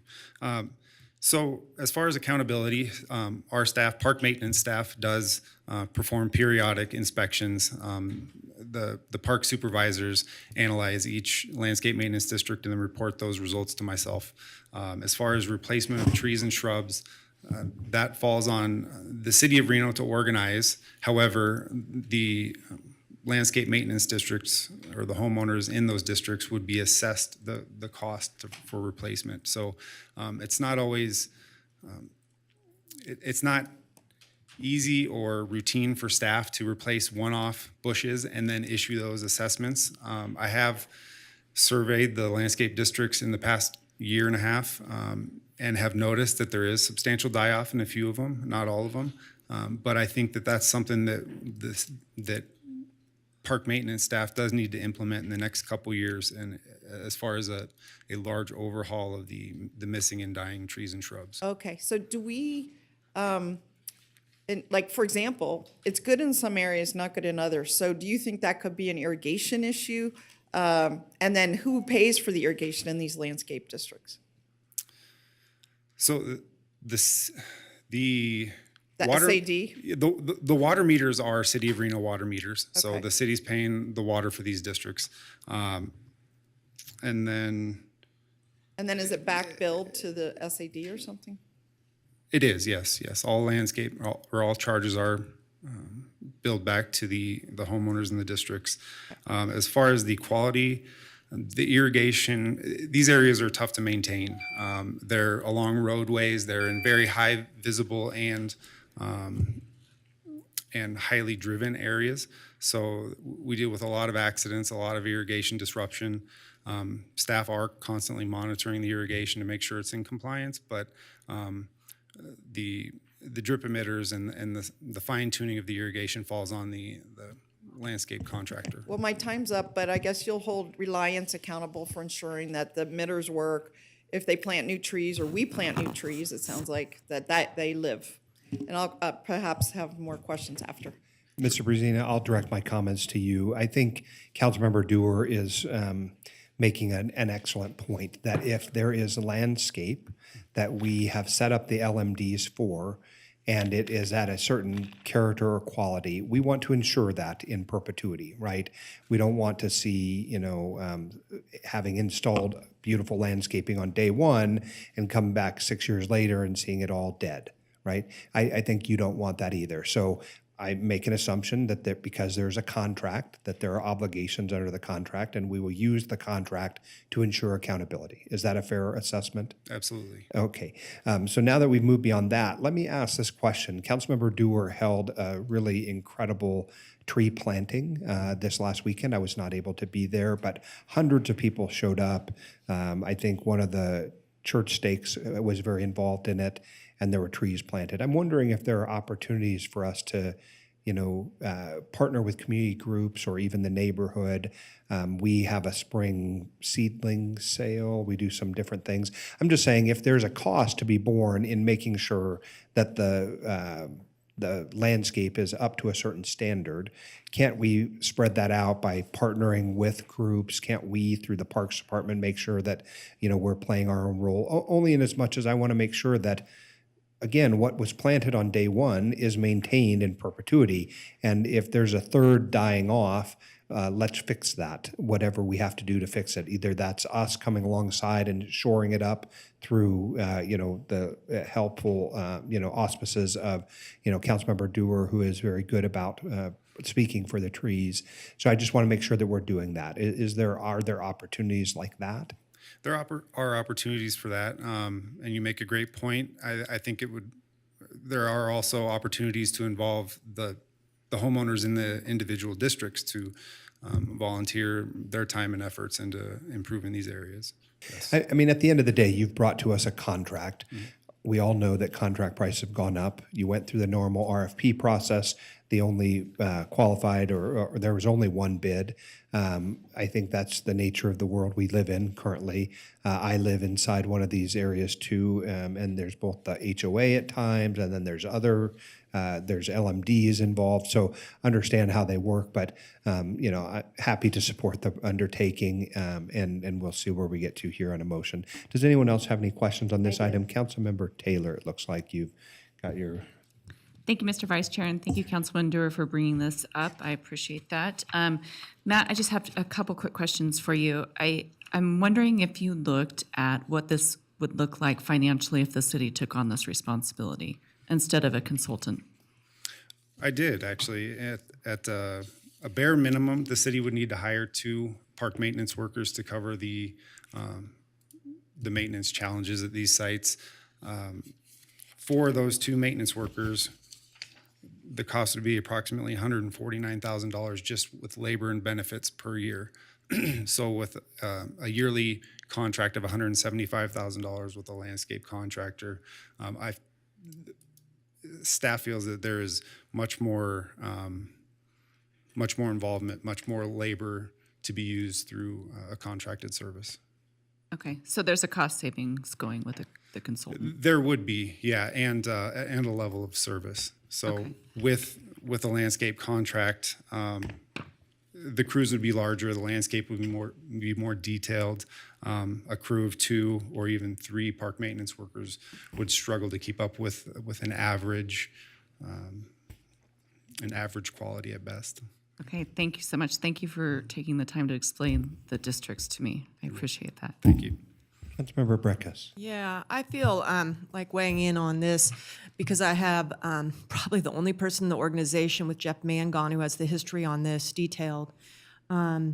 These came on pursuant to a statute adopted 1998 session, 2000 session by our local development community. And they really wanted an ordinance for the city. And city staff was very opposed to it, did not want to take on this responsibility. I was tasked with writing the ordinance, actually, when it happened. And as you see, we only have 8. And so they only came on during a brief period of years, mostly up related to the Northgate subdivisions. Some were up instead. And at one point, I think staff got to the point of saying, these are a big headache, and we should go the HOA route. And everything has been the HOA route since then. In my worldview of looking at the housing issues in the city of Reno and how I wanted to see the master plan implemented, we would have a very strong, robust analysis on the HOA model, because that's the only model in Nevada, and I've talked to community managers about it, in Reno in the last 20 years for detached single-family homes. You're in an HOA, you're not. And a city that's really trying to tackle housing is going to do analysis on that. This was a model. It was favored, but maybe it has a future. I don't know. That's a side issue. I want to go into a constituent issue. If this was in Ward 1, this item would have come forward for briefing to the council. It would have gone to the Ward 1 Neighborhood Advisory Board. Each one, say there's 4 in Ward 1, would have shown you, what your average cost is, how much it's going up. And I also would require a capital needs assessment, much like HOAs do, on, what's the program for, the faulty areas, this area is going to get needed, and so on. I use my neighborhood advisory board like that, and I would have done all of that before we went out for bid.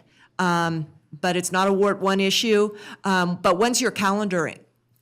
Is it a July 1 assessment cycle? Yes, July 1 and January 1.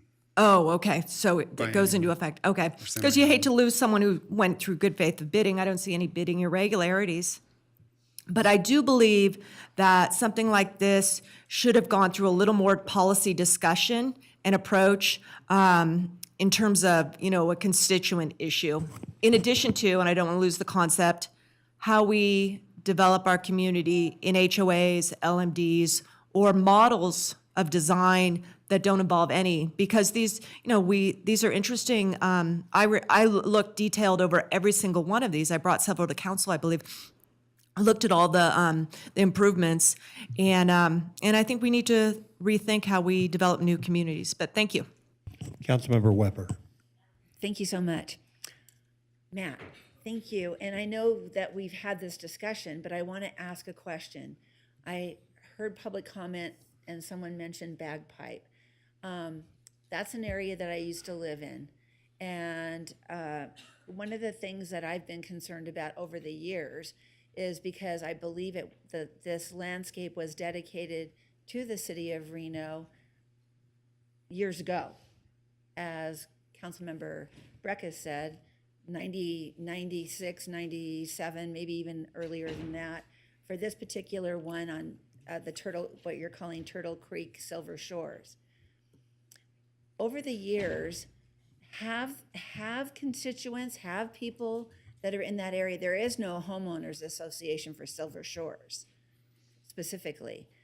But I know the city of Reno, I have had to call in and ask what we're doing. There's a lot of dead trees, sorry to say. It hasn't been maintained. But now is it that we're just starting this again by making these groups? Have we been responsible up until now? And if so, what were we doing then? And what are we doing now? Thank you for your questions. So we have the area you referenced has been a part of the landscape maintenance district since its inception. And I'm certain that the level of service at those sites are directly related to the cost of the contract. Contract prices will go up in this, assessment prices, contract prices will go up in this assessment or this contract round. But we expect that the level of service will go up as well. Okay, so they have been assessed already. These people have already been assessed over these years. Yes, each one of these areas, including the areas you speak of, are landscape maintenance districts, which are similar to homeowners associations. However, the city is the one responsible for organizing the maintenance. Okay, I am concerned about this. I did not understand that they've already been assessed and that now we're going to increase the assessment for the work. I just think it's been negated all this time, and I know for a fact that I've had to call in and ask, when is it going to be cleaned up and that sort of thing, and it hasn't been. So they're paying for something that hasn't been done, and now they're going to be assessed more, and hopefully it will be, but I just am concerned about this specific area. I can't speak for anything else, but I'm quite aware of what's gone on there. And I do appreciate the fact that we're talking about trying to get, maybe volunteer groups and what have you to come out, because I used to do that. So I think it's important that we get the community involved, but I'd like to know a little bit more about this, and I guess I'll find out as we go. Councilmember Breckus, did you have additional comments? Yeah, when's the bid expire? It is a 2-year contract starting this No, the solicitation bid. When is it 60 days stale or something? When does it? Under your bidding. Anyway, I think what has happened is that some of this is normal wear and tear of 20-year-old landscape. I didn't go by as my field trip for this meeting and look, but I would suspect, having looked at the plans years ago, that some of this is normal wear and tear. They are high-use areas, and we got cut short. We got cut short because we didn't have capital plans for each one built in to do, what an HOA would have been required to do with the reserve and all those other things. And so shame on us. We probably also, just like the sewer connection fees, didn't build a reserve or didn't escalate, and so then you got a huge jump. So I think I don't know. If it was in my ward, I would probably want, if the bid doesn't go stale, to move it off a month, to have some communication. And I would send postcards to every single person in a landscape medium area to let them know what's going on, what the concept is and everything. I think that is a way to do things. But if your bid's gonna go stale, I think you got a problem, but maybe something like this should come, a little bit more upstream. Okay, any other additional comments or questions? Oh, okay, Councilmember Dewar. Could you answer that question though? When is the bid up? Just so we know the answer. It's good for 60 days or something? Let me see if I have it in front of me. If not, I'll. Okay. I think I'm very moved by Councilwoman Weber's comments, because what I hear her saying and what I'm concerned about, I know you turned to me about planting trees. Well, we plant trees in public spaces, right away, parks, city-owned property. What I don't know about these 9, and I thought there were 9 places, is are they city-owned property? Can we legitimately use our resources? If they are city-owned property, then yes, we could utilize our resources. We could do volunteer efforts. We could arrange a tree planting, whatever. But I was almost more concerned about the bushes. Only a third of the trees have died, but it sounded like half the bushes have died.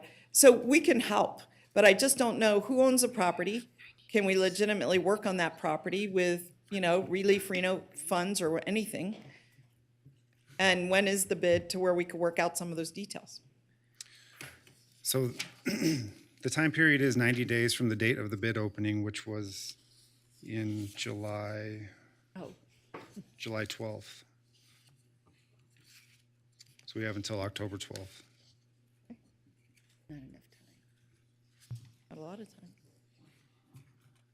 And then So October 12th, and we won't have, or we will have a council meeting before then, or not, I'm not suggesting pushing it off, but I just want to understand. Sure. And then, yes, there are opportunities to improve the quality of the maintenance there, or the plant material, as you were referencing. However, these areas are individually assessed to the homeowners, so they aren't common City of Reno right-of-ways, That's what I'm getting at. which to use park maintenance funds would be kind of out of the ordinary. That's what I'm getting Yeah. at, is that I felt like it's not on our property. So Right. we wouldn't be using our staff to the point before about could we do it internally? Because you wouldn't even be maintaining something we don't own, right? They are technically city right-of-way, but. Oh, they are. But part of these, yes. More of but an part easement, maybe? Yes. Well, anyway, I'm sure we can work through the details, and I will pledge to help Councilwoman Weber if it's a volunteer effort needed or whatever. But I really do think that replacing the trees, working with our urban forester who can get them at lower cost in bulk, might be a way to help, work through some of these issues. Absolutely. Staff will pursue obtaining a plan for some capital improvements at these landscape districts. Okay, Mr. Brzezina, we're to our last round of comments. So Councilmember Weber. Thank you, Mr. Vice Mayor. I just want to say I am supportive of moving forward. I know we can work this out with the community. I really want to be out there making sure that we do get the program so that they can be proud of what we're doing. For sure. Sorry. Thank you. No, you're absolutely right. I think Councilmember Dewar and Councilmember Weber both have spent a great deal of time in their wards personally cleaning up trash, picking up weeds, doing the work. So it's very important that their voice is known on this issue. I think it's important that you understand that these LMDs are not in a vacuum, because we have them all over the city, right? So I want to make sure that we're focusing your energy on understanding that today, as we potentially move forward, you'll be thinking through the process of when you are next in front of us on an LMD issue, that we're having a deeper dive onto the structural issues at play with LMDs. Because I think Councilmember Breckus also posits many good points about them and how they arose, what their status is. Again, I'll go back to what I said earlier. We want the most beautiful city that we can be in, and we trust you and this operator to work through the issues that maybe we're having a little squidginess about, so that we can make sure that that is beautiful for our entire community. I'm going to come to Councilmember Breckus, and then I'll come to you, Ms. Yeah. Taylor. I just want to say, while these are on city right-of-ways, and some of them, particularly when they're on collectors or arterials, or beautification for everyone, even though they're behind someone's back fence. But these are communities that got off the hook on having homeowners associations. And I would strenuously object to the city taking on any responsibility without this funding revenue source. I think there's a off-the-top admin that goes to the city, and so that, should work on the capital project or the urban forester area. But while some of these are on collectors, a lot are little entrance ways, and those were sale points for those communities, and they should not be passed on to the park maintenance burden. That means other parks don't get done. So I just want to make Thank you, that point. Councilmember Breckus. I pulled the item, so should I make a motion? Well, I'm going to see if Councilmember Taylor would like to make a motion as it's in her ward. Yes, thank you very much, Councilwoman Taylor. I move to council approve the contract for LMD maintenance to Reliance Home Services in the amount of $350,664. Second. All right. Okay, we have a motion and a second. Any further discussion? Hearing none, I'll call for the question. All those in favor, please signify by saying aye. Aye. Aye. Any opposed? Motion carries unanimously. Thank you. All right, good job. Thank you. All right, Mayor Sheevy, we're moving on to item B18 as pulled by Councilmember Delgado. All right, take it away, Councilman. Thank you, Madam Mayor. As stated at last council meeting, we talked about the new playground going into Paradise Park, which everyone is really excited about. And this one was with an agreement with Stantec. I just wanted to ask about timelines, just so the community's aware, and we could let them know when we're breaking ground and when we expect to see restrooms and playgrounds in place. Sure. So given the Cdbg funding that we were able to seize the day on, the goal is to have everything off and open for play and use no later than April 30th of 2023. April of next year. Awesome. Those are my only questions. We want to get out as much information as possible to the community, let them know and be aware of. So thank you, Madam Mayor. Thank you. Jamie, really quick question. Does part of that include cameras or anything like that? I thought we were going to install cameras. Sure. There's a broader initiative that we are working on to use ARPA funding to install security cameras in a majority of the parks, because it is proven that if the parks that do have cameras right now, we see that reduction in calls for service. Okay, thank you so much. Go ahead, Councilman Reese. Thank you, Madam Mayor. Ms. Schroeder, I want to just sort of posit broadly Paradise Park. So we've had meetings at Cdbg, we've had meetings here, we have voted to approve playgrounds, restrooms. There's an ongoing discussion about the building that's our community center there. Can you give us maybe a broader step back and explain maybe so that the public understands where we're headed with Paradise Park? Because there's also this park planner component. I find Paradise Park to be one of the underrated jewels of our area. And so I just want to maybe see if you can't give us the broad picture about Paradise Park, where it's headed. Absolutely. So Paradise Park is our second largest park. It's approximately 34 acres. And we have, again, this body knows that funding for Parks and Recreation has been a challenge, but in recent years we have been able to allocate more funding towards Parks and Recreation. Maintenance is always a challenge in all of our parks. We have 22 people responsible for 87 parks. To put that into perspective, based on the average size of our parks and our entire park system, one person is responsible for 33 acres. 33 acres is equivalent to 33 football fields. 33 football fields sounds simple, but when you take into consideration what our parks have as far as amenities, you have trash cans, you have restrooms, benches, vegetation management, trees, irrigation systems. So it is an incredible challenge to be able to maintain our park system. We're very fortunate to have a robust park system, and I do want to take this time to always credit our park maintenance team for the amount of work that they are able to do given the resources they have. So I am very proud of the team for being able to come forward, come to work every day, get everything done that needs to be done. Our parks are heavily used because everybody appreciates being able to have a park in their neighborhood. So what we would like to do with Paradise Park is we are finally able to focus some time and attention. With the CARES Act funding a couple years ago, we were able to put in futsal courts. That park has an overabundance of parking spaces, so we put in that amenity, and we are working on entering into an agreement with a consultant to do a master plan for Paradise Park. That agreement is under $100,000, so it will not be coming before this body, but we hope to have that contract signed in the next month or so. Same situation as Barbara Bennett and Wingfield Park. It will take approximately 10 months to complete, but we will have lots of stakeholder meetings with the area, the residents. There's an elementary school, so we want to make sure that we take care of getting that perspective from the kids. And there's that retail development that's going in across the street on Audie. RTC is doing the Audie Boulevard project. So patience is what we are kindly asking for, and grace as we get through making those improvements to the park, because it will take some time. But my hope is that in about 5 years, that area is just going to be completely revitalized. Well, Ms. Schroeder, I thank you for the broader overview. And part of it is to say thank you to you and your team, because you are doing good work. But also, Councilmember Delgado is very quietly always behind the scenes working on this park and bringing others along in the process. And he won't take credit for it. So I'll just say thank you to him for believing in this park specifically. And each time finding a couple $100,000 here, a couple $100,000 here, cobbling it together over a 10 or 12 year period on this council, that's a legacy issue. So he really deserves a great deal of credit and my thanks. So. All right, Councilwoman Breckus. Yeah, 2 questions about this one and the other one for Dick Taylor.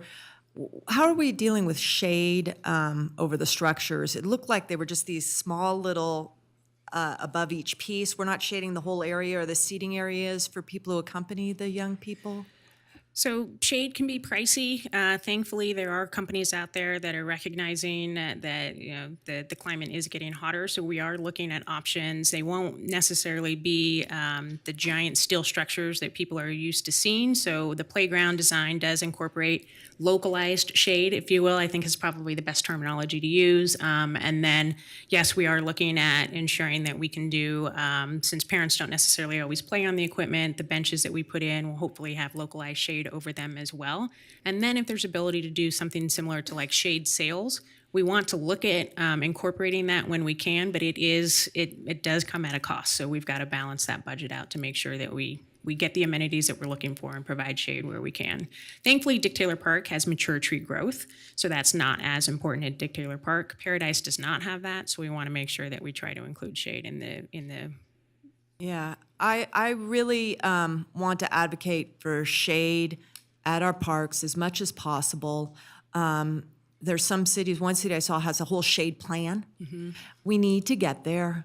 And not everyone's car has a car and everyone likes to walk to their neighborhood, but I think we need, these cost concerns, which I think are realistic, we need to have a few highly amenitized shade parks in each quadrant. And, trees maybe, can get there. I don't know. I'm just really want to drive home that. Another thing is, I see that this is a contract with Stantec again. We did the master plan, sole source with Stantec, I think at our last meeting. We just did the Barbara Bennett Park, sole source to Stantec. This is sole source to I'm like tongue twister, sole source to Stantec. And then you said you're going to be signing in another one under 100,000. Is that with Stantec also? Yes, because they're doing the Audie Boulevard project. Okay, when I start to see, and I keep an eye on this for Public Works, they seem to rotate out, but when I see a department more or less hiring a sole source of one firm, I wonder what's going on within that discipline industry. I wonder, maybe it should be an overall contract, RFP'd out. I start to get concerned, and I'd just like to know, why are you relying upon this firm so much off of the list? For the most part, it falls into alignment, given, again, we're trying to make sure that we utilize our very limited dollars as appropriately as possible. So with Stantec being involved in Audie, that just made sense to us to be able to continue to enter into an agreement with them. Should we get funding for another master plan? I don't know, a different park master plan. I'm not sure we would necessarily automatically go to Stantec. We would likely look at other firms as well. But so far, we're right in alignment with what NRS allows in all of our different professional services. I understand that. Did you get different quotes from different landscape firms on this one, though? No. You went straight to Stantec? Okay. I just, I want to bring that up too because Nevada is unique in that you can sole source professional services, and I always want to make sure that there's a fair and level playing field out there. I haven't heard from anyone who's opposed to the reliance on Stantec, but it is raising flags to me. Thank you. Last question is, and appreciate my colleague Councilwoman Breckes' questions, more so respected to the shade structures. And so it'd be great to just hear what that void is, what that cost is associated with that, in terms of what that may look like in terms of larger sales across, certain sections of the park. Now that I'm taking my young kids to the park that much more, you kind of start seeing it up front versus when you don't. And then when you show up to some of these parks, it gets hot pretty quick. And during the summers, it gets really hot. And so it'd be great to just know what that cost looks like outside of saying that it's costly. So it's something for staff to come back to. Yeah, we will, when Stantec finishes their designs, we'll be able to know that answer. Awesome. Thank you. Move to It's only approve. going to get worse. What's that? Only going to get Yeah, worse. yeah, absolutely. Second, with my comments and the discussion for the record. Thank you. All right. I have a motion from Councilman Delgado, a second by Councilwoman Breckes. All those in favor say aye. Aye. All those opposed? Motion carries. All right, Madam Clerk. Thank you, Madam Mayor. We're moving on to item B19, pulled by Councilmember Taylor. Go ahead. Thank you, Madam Mayor. Jamie, I didn't want to let you go away without saying thank you for this item, and I was wondering if I don't need a presentation. I was wondering if you could just give us a brief description of what you and your team have been up to here, because I think it's really exciting. Yes, thank you, Councilmember Taylor. For the record, Jamie Schroeder, Director of Parks and Recreation. Normally, I would have April Wolf, our therapeutic recreation specialist, attend, but she is currently in the middle of our military sports camp, so they are learning how to fly fish up at Mount Rose at Maryland's Pond right now. Air quality, thankfully, was a little bit better up there, so we were able to make that call to continue with that event this morning. Shout out to our municipal court system, because our chief marshal is a fly fisher, and she is teaching our veterans right now how to do fly fishing.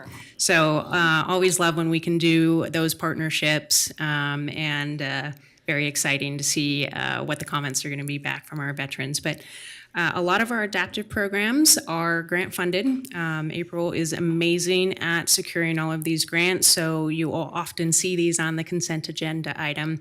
So this grant today that council is accepting is specific to our FIP and Not Forgot program, which if you are not familiar, the Washoe County area has approximately 120,000 veterans that live in our community, and often they get isolated if they have injuries, whether it's physical or TBIs. And so the FIP and Not Forgotten program allows them to come into Evelyn Mount Northeast Community Center. They get structured instruction by a certified fitness instructor on how to use fitness equipment so that they can stay in shape. They take into consideration if you have injuries, if you are missing a limb, and we teach them how they are able to keep their physical fitness levels up. After they get through, I think it's about 4 weeks of instruction, then they get a 1-year pass to our Evelyn Mount Northeast Community Center as well as our pools. They have access to use all of our drop-in services. The other section of this grant is for our Military to the Mountains program, in which we partner with a organization in Texas.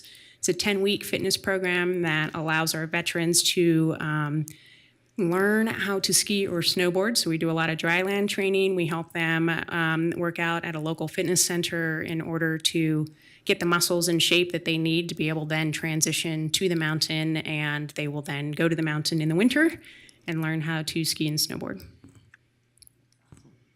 Chief Vine is also a Navy veteran. Fantastic. So on top of everything else you guys do, you're doing this too. So thank you very much. Motion to approve. All right, I have a motion and a second. All those in favor say aye. Aye. All those opposed? Motion carries. I do want to say there are some staff that actually, and I hate to call you staff, but team members that live, eat, sleep, and breathe what they do here at the City of Reno. Jamie, you're one of them, but April Wolf as well. I can't imagine anyone else in that position. She is remarkable. But you are the same way. Carrie is the same way. Angela's the same way. I mean, we're so grateful to have people that are just love their jobs and are super dedicated. So when you see her, tell her thank you, because I haven't seen her in a while. She's I awesome. will. Thank you so much. This body, we appreciate the recognition of the efforts of our team.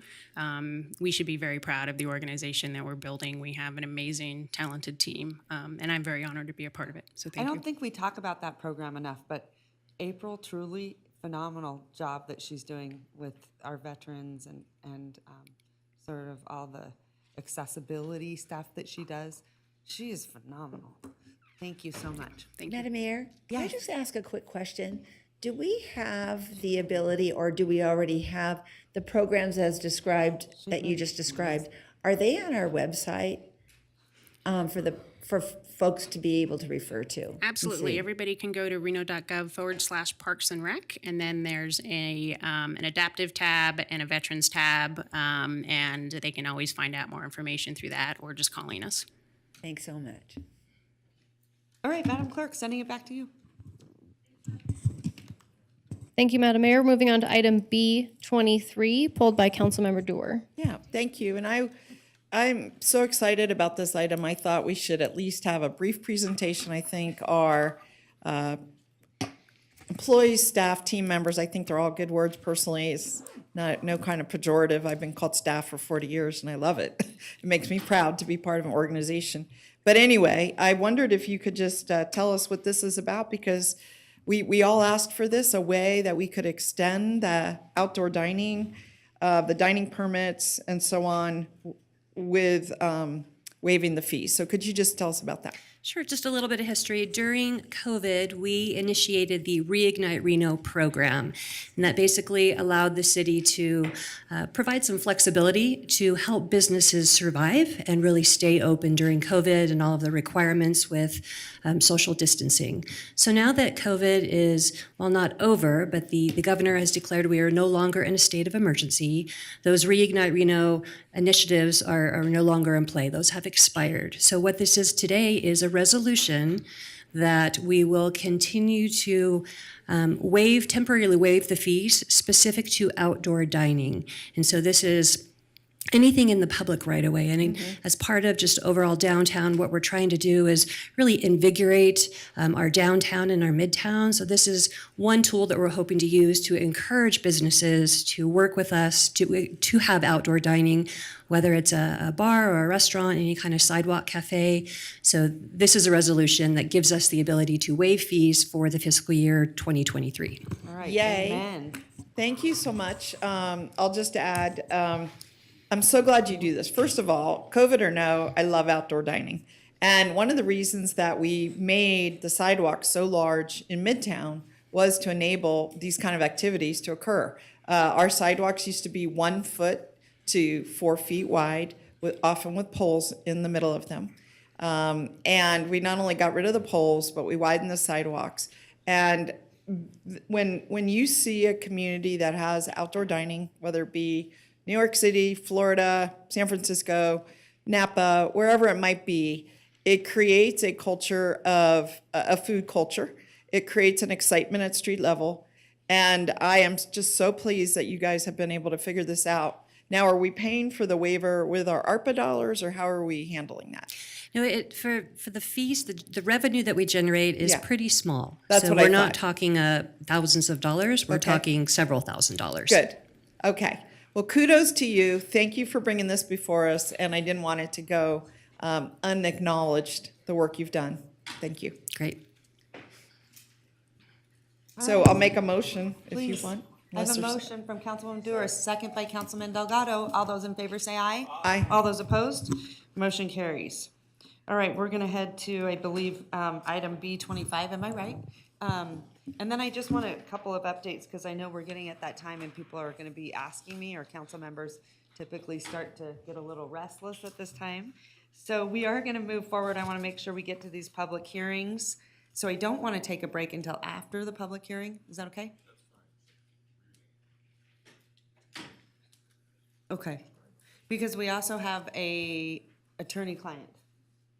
So I want to move on through. If you have to get up, please do. If you have to get something to eat, please do. But I just want to remind everyone, we're not going to take a break. Okay, moving on. Item B25, Councilman Delgado and Councilman Reese. Thank you. I think I actually pulled Did this. you pull this? Yeah. Oh, okay. I have it as Doer and Delgado. It doesn't matter. I know we all support this. I want to say thank you so much. Oh. I'm grateful. Yeah, I wanted to highlight this because several of us are running for office and we're not able to contribute council funds. And I know Councilwoman Jardin, this was a passion of hers, this and other outreach activities related to cancer. I wanted to acknowledge our Councilmember Reese. He is able to donate council donation funds right now. And I just wanted to thank him for doing that. I think it's an honor to our previous councilwoman. Additionally, because I couldn't, just as a side note, because I couldn't, I went ahead and also made a contribution, but from my own personal funds, you know, I do try to contribute to charities throughout the year. And I thought this was a very deserving one. And they did write us a letter, and that was so sweet of them to do. It was in our correspondence, you know, thanking both of us. But Councilmember Reese has definitely made the bigger contributions through his funds. But it's an important initiative. I asked them, are you going to be able to finish? You know, it's not enough to cover the entire cost, and they thought they would be able to find the other funds to do the, turn the arch pink. So, or paint the Nevada pink, excuse me, and the arch. So I just wanted to say that and just highlight it and move on. So Thank you. yeah. Okay. I'll recommend approval of the item. All right, thank you. Thank you so much, Councilman Reese and Councilman Delgado. I know it means a lot to Councilwoman Jardin and myself and other women, actually. All of us women. Yeah. We're all very grateful. Go get your mammogram. Go get your mammogram. Right? So thank you. Thanks and big love for the men on the board, on the Right? body, making it happen for the women. Well, men can get it too, so. But I want to just say thank you. You guys are rock stars. All right, I have a motion from Councilwoman Dewar. May I get a motion, a second from Councilwoman Weber? All those in favor say aye. Aye. All those opposed, motion carries unanimously.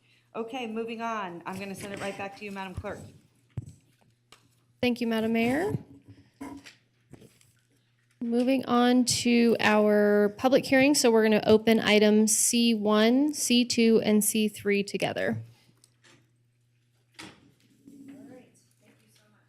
At this time, Madam Clerk, let the record reflect that the City Council is opening the public hearing. Was proper notice given? Any correspondence received? Thank you, Madam Mayor. Proper notice was given. We did receive correspondence. 2 letters of opposition were received and distributed to the Reno City Council. We additionally have 1 public commenter in the audience, and we have 1 voicemail. Okay, thank you so much.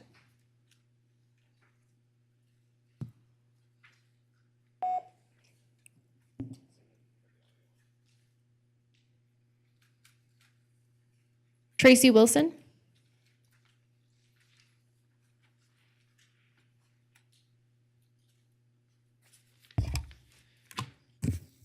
Good afternoon. At least I think it's afternoon now.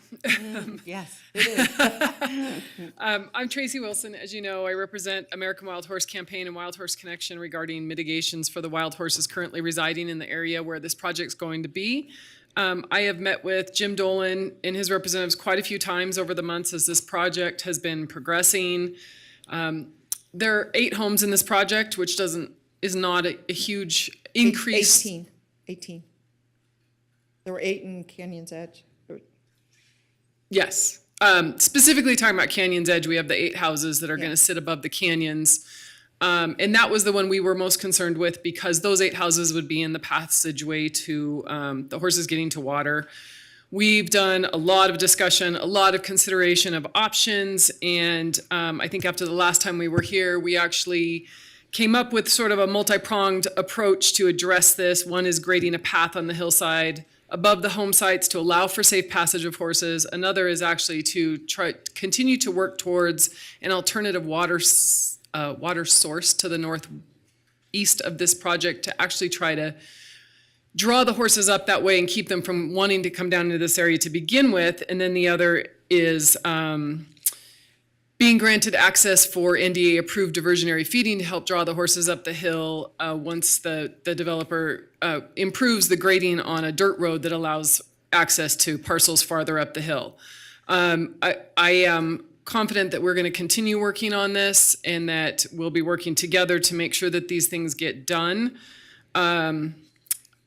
While this project is required to have fencing in place to prevent horses from getting on roadways, I want to give credit to Mr. Dolan and to Associate Planner Brooke Oswald, because we spent a lot of time discussing placement of gates, types of gates, where they should go, what the best thing is going to be, so that people have their access and are most likely to close the gates, which is obviously a big one. I guess what I want to say is at this time we look forward to continuing our work with Mr. Dolan to continue to address these problems. We have a written agreement between us to continue working on these, and that I appreciate everything that's gone into it thus far.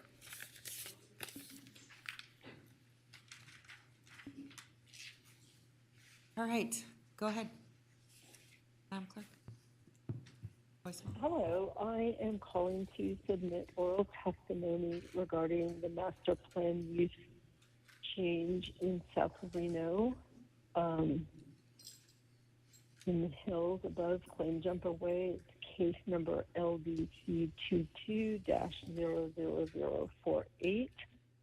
And my comments are, given the increased problems in South Reno with noise, traffic, crime, and accidents, it doesn't make sense to cram even more people into the hills. A condo development project doesn't fit with all of the surrounding neighborhoods. It is completely houses. This isn't what this land was zoned for. It'll be visible to all of Reno, ruining a natural treasure in the hills for everyone right near Cathedral Canyon. It'll contribute to extra road congestion versus if just houses were there. There's already a huge bottleneck with Damani Ranch High School during start and end of day times, which is particularly concerning given the historical large fire that happened in the area back in the 90s and that we may all have to evacuate at some time. Finally, there's no justifiable reason to change this master plan except to pad someone's pockets. It really doesn't make sense. And if you need it, my name is Sue Peters. Thank you. All right, thank you, Madam Clerk.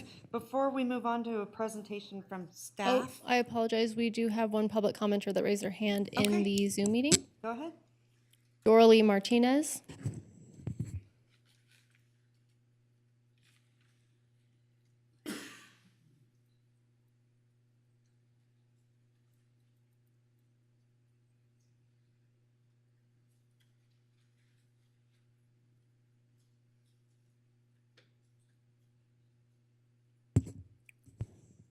Ms. Martinez, if you'd unmute, state your name for the record and begin speaking.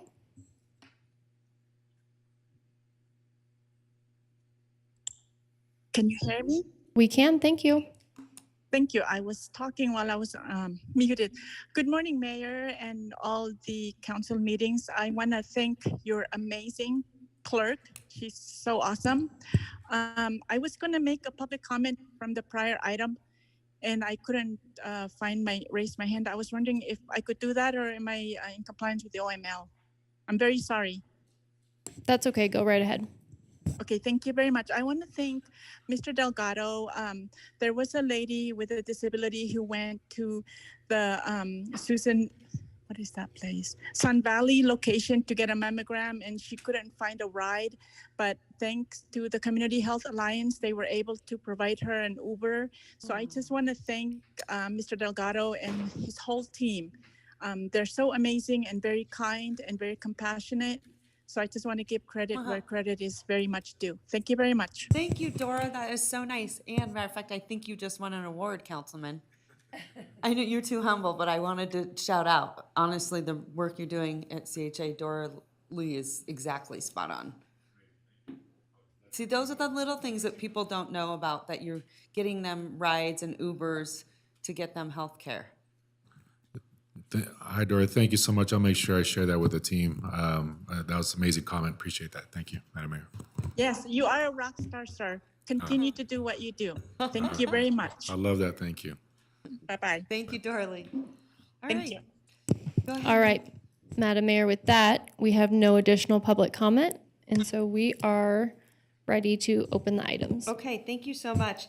We have opened the item. We have, proper notice has been given, correspondence has been received, we've taken public comment, but at this time, I'd like to ask council members if they have any disclosures they'd like to make. Go ahead, Councilwoman Taylor.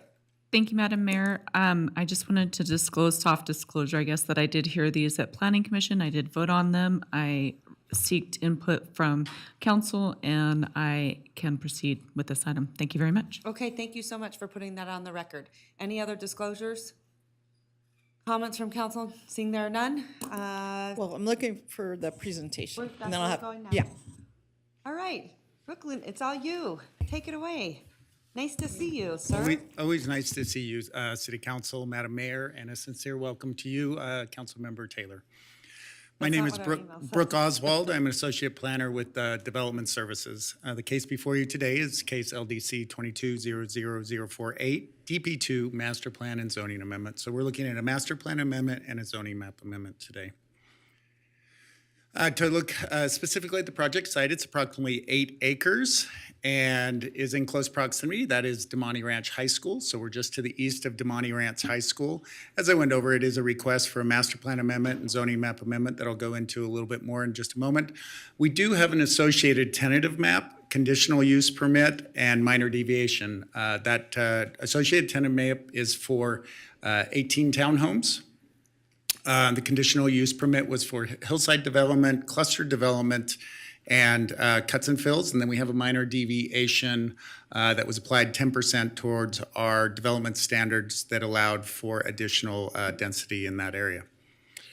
This area was annexed in 2007. This was annexed at the same time that we're seeing that development just above there. That is the Palisades development, and this was annexed at the same time. The things that we are looking for as we go through this, we're looking at that compatibility with the surrounding zoning districts and uses, and that compatibility with the master plan. So we'll just come in a little closer on the site and a few other things. So this is the Canyons Plan Unit Development that has been before this group and is continuing to move through our regional, has gone through regional as improved. And then the one that we just saw, this is the Canyons Edge projects. This is the 8 homes on the 80 acres that we spoke about a month ago here, and we have associated some verbal agreements and other things associated with the Virginia range and the horses associated on that range. To come in just a little bit closer so we can see exactly where we are. As you can see the road network above, the red arrow is indicating, as this was developed and built out in the area, we can see that stub out. So we have utilities and everything's in place at that area, anticipating that we'd see development coming further into this area. The area that they are going through is owned by the HOA or Lennar Development, and that area, they do have rightful easements to access their property through there. This is the water tank that we're seeing on the hill here. So this is just west of the water tank. And I think one thing that we'll notify is that large D on the hill, that is known as a geoglyph. Just for a little fact, there's approximately 500 of those, largely located in the western United States, and they often signify civic pride. So let's take a look at our master plan really quick. This is our big overview of what we are, our big policies of what we want to do. So this is currently, you can see the yellow signifies single family residential. That lays largely over that established community of the Palisades. And we are looking at the green, which is our unincorporated transition. That is when we bring that in, or that annexation, until their time of development or looking at that, we applied this zoning to it until we see that transition or request for future.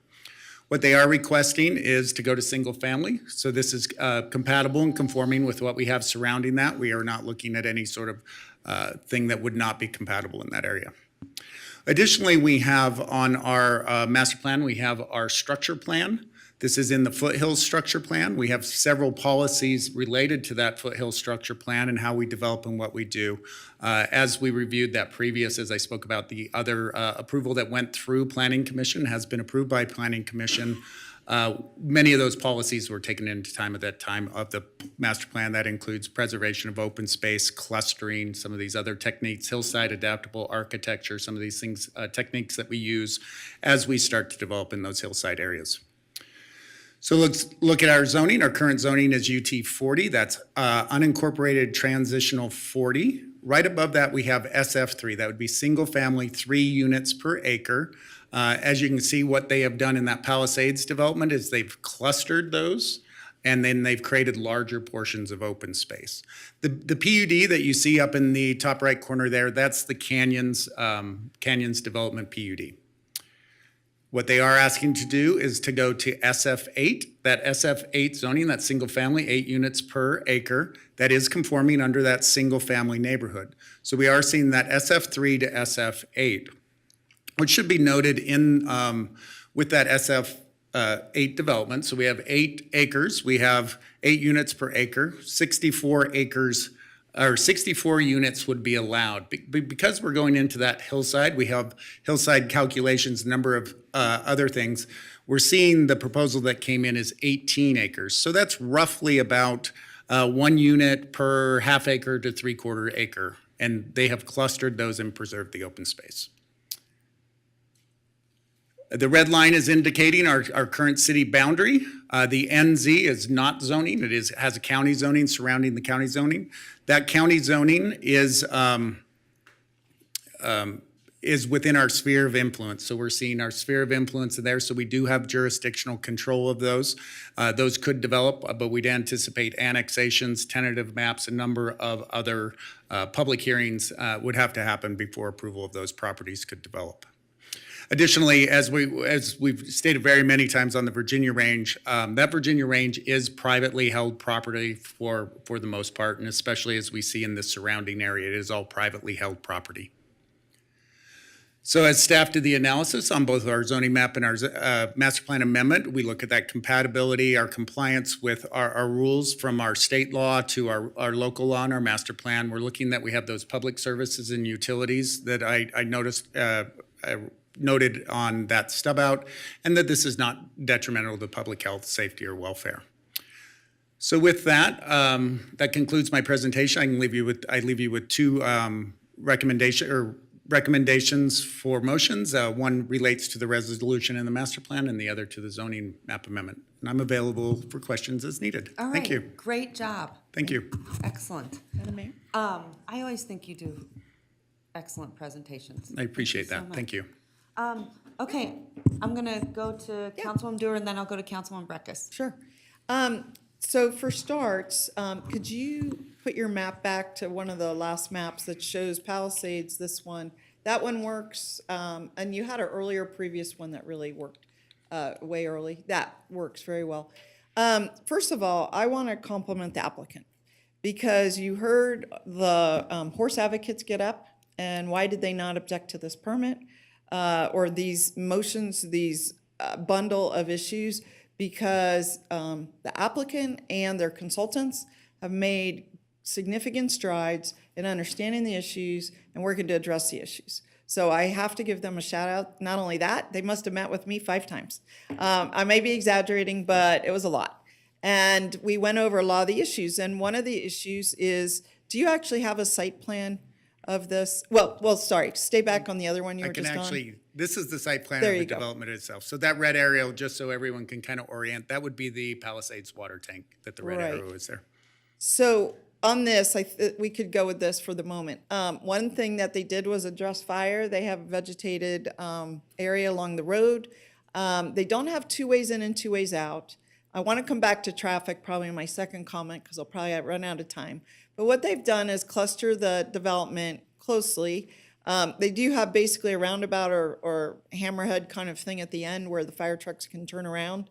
They have limited parking, but what they are going to do is put parking along that road that goes from lower to higher so that people can access this area. So in lieu of, say, having a trailhead, people will be able to park on the road and be able to access. The second thing I like here, and this is a good map to show it, where there's 2 red trees, there's a little road coming out. And what a lot of people don't realize is a lot of people have land up behind these properties, and they use the various roads to access those properties. So what they've agreed to do is to have a gate with access for those people, and this too would be available for pedestrian access as well. And it would also be available so that if horses did get in this development, they could be walked out through, back in very quickly out in the open space. The other thing I wanted to mention was, if you could go back to that map I actually asked you earlier. I want to explain a difference that I find with this project, the yellow, and look at the development next to it, which is Palisades. It's essentially at the same elevation. It was always my understanding, and mine was that we would basically stop at Palisades in terms of working up the hill, that this contour level would be sort of the end. This was annexed back in 2007, 15 years ago.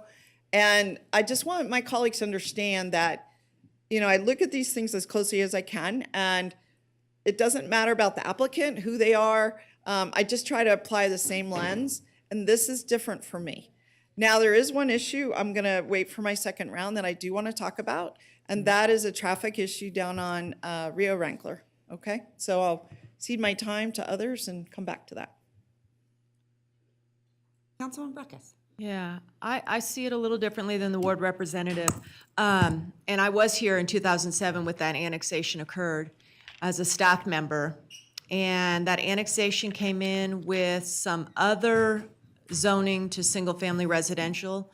This one was going to be, in my recollection, and I did do a review as best I could because our records have disappeared to some degree, that this was always going to stay urban transition. And I'm actually curious why you're calling it UT 40. I showed it as UT 5 on the annexation ordinance. Did that change through the zoning ordinance? That would be a issue within our zoning maps, and I'll make sure that, you know, that is correct and double check Did you, that if I mean, that's I have a coming through the copy of it annexation. right here. I have a copy right here of the exhibit to the cases, and it was UT 5. Okay.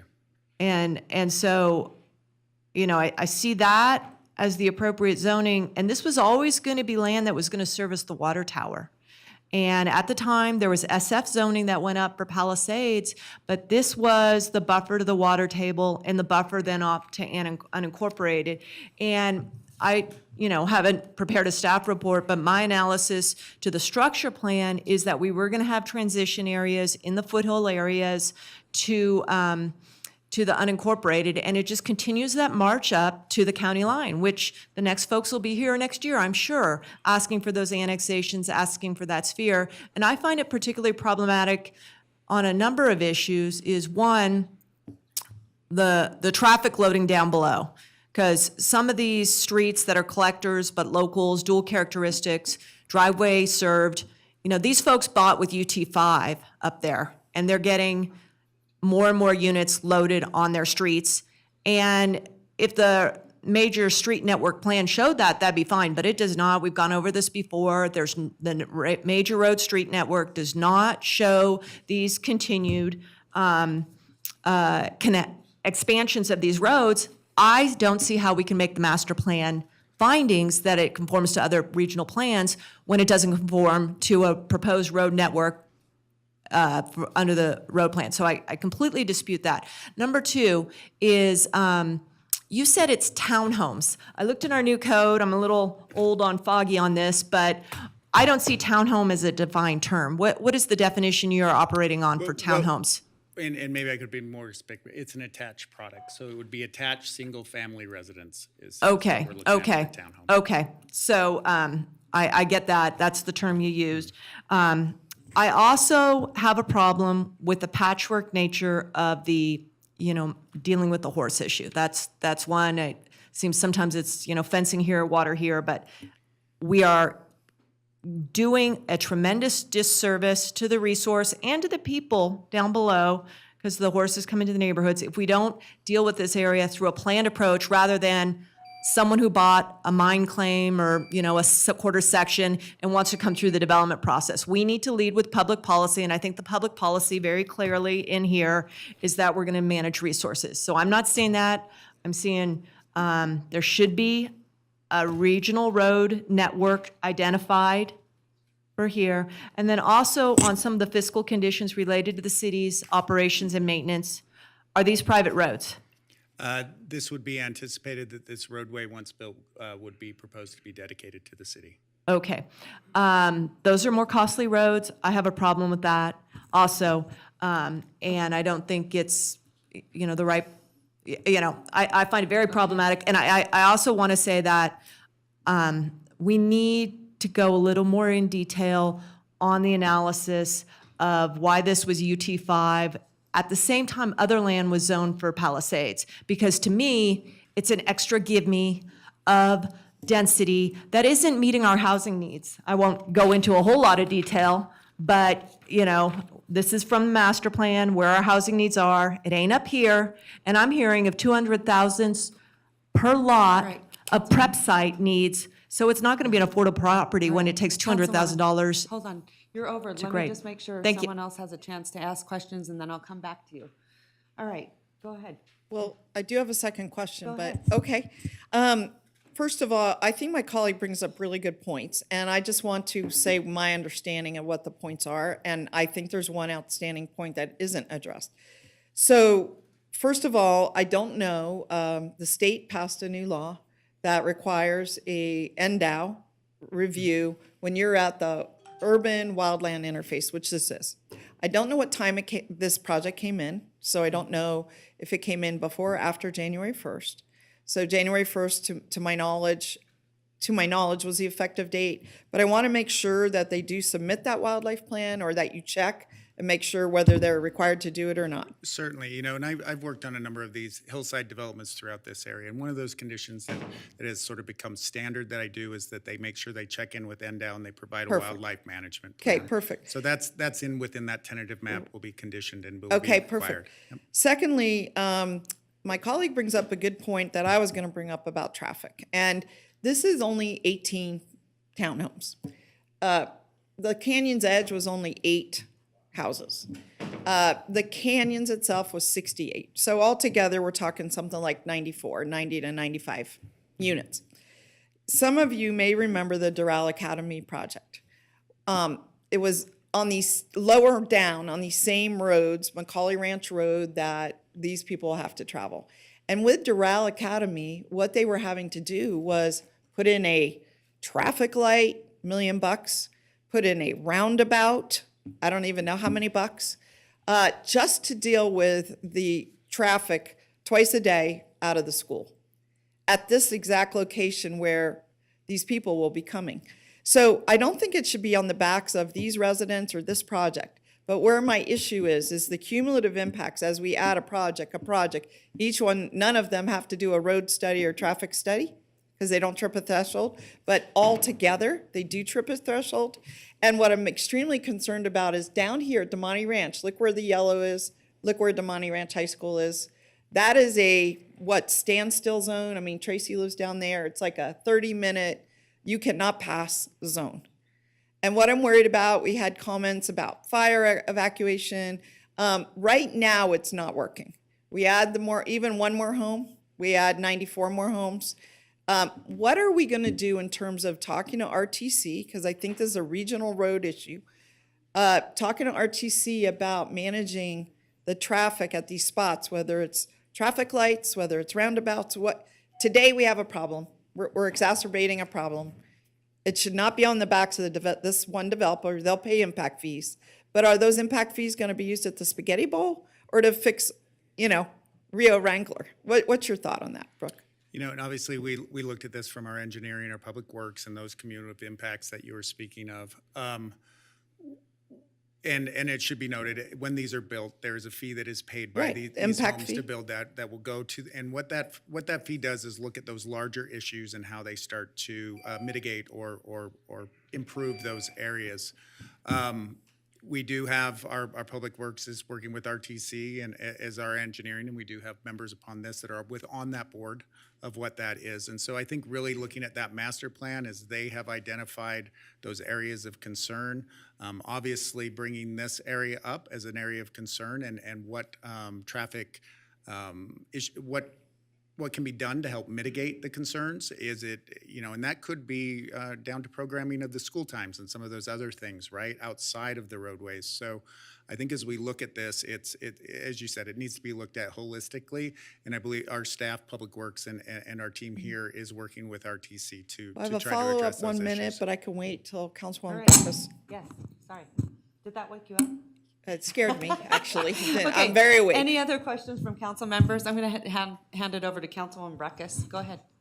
No more? Okay. Okay. All right, then I'm going to hand it back to you. My Councilwoman 1 minute Brewer. is 1 minute. that what I'm concerned about is we talk about it, and we're talking about it here right now, but 4 of us serve on the Chucky Meadows Regional Planning. And we were just looking at adding schools as requiring a project of regional significance, primarily because of the traffic issue. The traffic issues aggregate in these locations, and then we build density around them, and they aren't addressed. We just voted not to put in middle schools and high schools that don't trip the thresholds as projects of regional significance, but that doesn't mean it's not an issue, right? This isn't going to affect another region. This is all in Reno right now. This is just a Reno issue right now. It's not a regional issue. But I want to get some commitment, I guess, whether from our manager or our Public Works or somebody that they will take on this issue, because I can't solve it by myself. I cannot. And we will be hearing constant complaints from the residents about the congestion. We're already hearing them. So that's just my request to our staff to look into it and actually advocate that this get addressed before it gets any worse. Okay, Noted. Thank you. All right, any other questions? Seeing that there are none. Okay. Sending it back to you, Yeah, Councilwoman I Brewer. Go would, ahead. I would make a motion, and I'll ask our attorney, do you need separate motions, or how Well, would you first like? of all, I'm going to read the ordinance Thank you. introduction, and then Sorry, Brooke can sorry, pull up the Carl, that was proposed my fault. motions. Sending it back to Okay. your city attorney. Ordinance introduction. Bill number 7216, ordinance to amend Title 18, Chapter 18.02 of the Reno Municipal Code entitled Zoning, rezoning a plus or minus 8.05 acre site located plus or minus 1,000 feet south of the intersection of Claim Jumper Way and Tulare Mine Drive from unincorporated transition 40 acres, UT 40, to single-family 8 dwellings units per acre, SF 8, together with matters which pertain to or are necessarily connected therewith, Ward 2. What, is that everything? All right, go ahead, Councilwoman Dewar. Now it's back to you. Okay, I'm not sure how to style this. Do you need a separate motion? Okay. All right, so my recommended motion is, based upon compliance with the applicable findings, I move to adopt the amendment to the master plan by resolution, subject to conformance review by the Chucky Meadows Regional Planning Commission. As an addendum, they may bring up this issue I just brought up. Based upon compliance with the applicable findings, I move to adopt the zoning map amendment by ordinance and refer to a second reading. All right, I have a motion from Councilwoman Dewar. I have a second from Councilman Reese. Go ahead, Councilwoman Breckus. Yeah, I won't be supporting the introduction of this ordinance. I find it inconsistent with our master plan. I also, in lieu of doing advanced planning, policy planning for this part of the area, and rather development-driven, whoever wants to come in and pay planning fees, it's inconsistent with the previous actions. I have a copy here of the resolution.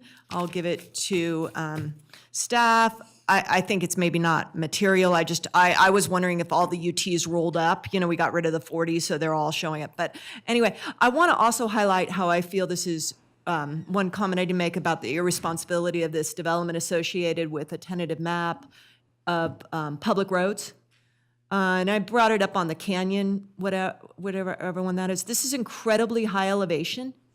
This is a tremendous burden to our public works staff for snow removal. These should absolutely be public roads, private roads. These people are going to have an expectation of snow removal. You get to a certain elevation point, and they're the ones who have the hardest time and make the most calls when they can't get out of their neighborhoods. And these people will be in that category, and they should absolutely have private roads to do their own maintenance and know that that's their own responsibility, because city staff will not be able to get there. And I sit on the other side of the valley and I look at these snow-covered hills all the time. So I'm very troubled about that and the burden to the city in our services. It's applicable to a master plan policy and findings. In addition to the other comments that I mentioned, all, of course, were for the record. Thank you. Madam Mayor? All right, thank you so much, Councilwoman Breckus. Yeah. Go ahead, Councilwoman Dewar. I have a comment as well. I completely agree with Councilmember Breckus, and that is why I strenuously requested private roads on the canyons and the canyon's edge. They are above the elevation of Palisades. We have Palisades are public roads. This is at the same elevation, so I was comfortable with it. I was extremely uncomfortable with it on the other project, not just because of snow, but because of rockfall. And I think it's going to be even bigger issue than snow. Snow is every so often. Rockfall is 365 days a year. I didn't agree with public roads up there. I am fine with public roads here, again, because it's at the same elevation. So I just wanted to get on the record, I guess, the way I look at it. Yeah, I think it's a legitimate concern. I think it's been addressed on this one, but I'm still concerned about the others, so All right, thank you. thank you so much. All right, I have a motion and a second. All those in favor say aye. Aye. All those opposed, motion carries. Okay, sending it right back to you, Madam Clerk. Thank you, Madam Mayor. Moving into public hearing item C4. This is another ordinance introduction, bill number 7217, case number LDC 22-00088, NNMC Northwest Extended Care, ordinance for a zoning map amendment for multifamily residential 14 units per acre, MF14, to public facility, PF. The plus or minus 4.82 acre site is located on the north side of Charlins Avenue, plus or minus 0.23 miles east of Robb Drive.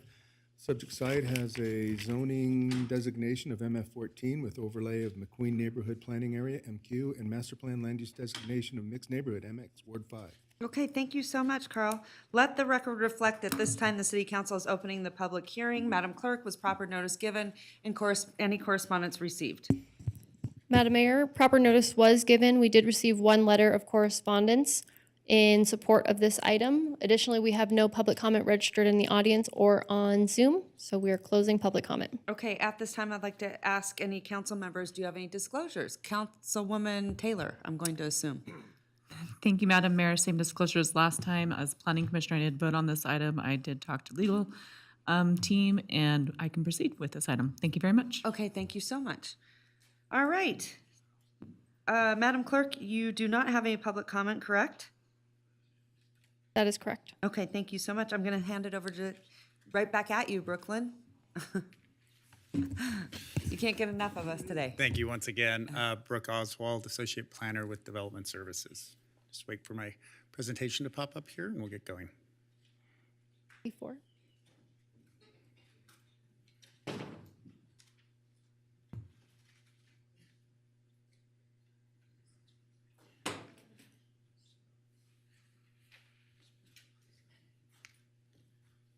Thank you. Once again, Brooke Oswald, Associate Planner for the record. The case before you today is LDC 22-00088, NNMC Northwest Extended Care. This is a request for a zoning map amendment. Just to go over the project site, it's approximately 5 acres in size. We are looking at a zoning map amendment. Similar to the previous case you saw, there was a associated conditional use permit heard associated with the request for zoning for a hospital, acute, or overnight care in the public facility zoning district that was approved by Planning Commission and was not appealed. The key issues that we looked at is compatibility with those surrounding zoning districts and uses, and that compatibility with the master plan. So to look at our project site here, to go over it quickly, this is the on-ramp and exits of Robb Drive and Interstate I-80. The circled area is Charlins Drive and the intersection of Robb Drive and Charlins Drive. Charlins is the access to this property, so your access point will be off of Charlins there. Surrounding that area, we see several retail commercial services, including a gas station, hotel, personal services, restaurants in that area. We do have transit, public transit in this area, and the Flex Transit does run in this area. As we come closer into the site, As you can see, there is an existing building on the site. That site is being used as a assisted living facility currently. Directly to the west of the site, we have a emergency medical center and clinic. To the other side, this is showing that the site is being prepared, but if you've driven by that recently, they are under construction of an assisted living facility on that site. And then as we go to the north, we see a predominance of single-family residential neighborhood to the north of this site. To quickly go over our master plan and what we're looking at, the current zoning, as we can see, we have several different zonings along there. The yellow indicating that residential development that we're seeing to the north. The MF brown to the right of our site is multifamily. And then to the other side is under that Charlin's PUD. And then our site is zoned mixed-use neighborhood. And a mixed-use neighborhood could provide for housing types, multifamily housing, but also provides for nodes of commercial and retail development. As we look at our zoning, our current zoning is MF14. That would be multifamily, 14 units per acre being allowed on that site. As I said before, they have come in and completed a SUP previously because an assisted living does require an SUP, or what we call now a conditional use permit. It used to be a special use permit. Under that, they applied for that assisted living, which is existing and happening. With that, we saw walls, landscape, other concerns of that impact on that neighborhood were really taken into account that time, and that site has been built according to that previous SUP to limit those impacts on that. Additionally, as we looked at that CUP and that change of use, we applied additional conditions on that being related to hours of delivery that can be done. We've also had several complaints about lighting, and so they will be redoing their lighting with dimming, more control of that, and probably going to an LED or other sort of less impactful lights on that. So we are looking to go to a public facility. The public facilities can handle a variety of things from schools, public sector buildings, but we also have private in that, and that private can often be medical uses, hospitals, and some of that. So this is a appropriate use under what they're proposing. So this just kind of sums up sort of what we have going on now. Currently, we have an assisted living facility that's allowed in that multifamily, but is not permitted in the public facility. We have a medical facility day use is not permitted, but would be permitted in the public facility. And then what our request was before that was approved by Planning Commission is that hospital, acute, and overnight care. That is not permitted in that MF14 and requires a conditional approval, which they did go through, get that approval from Planning Commission on.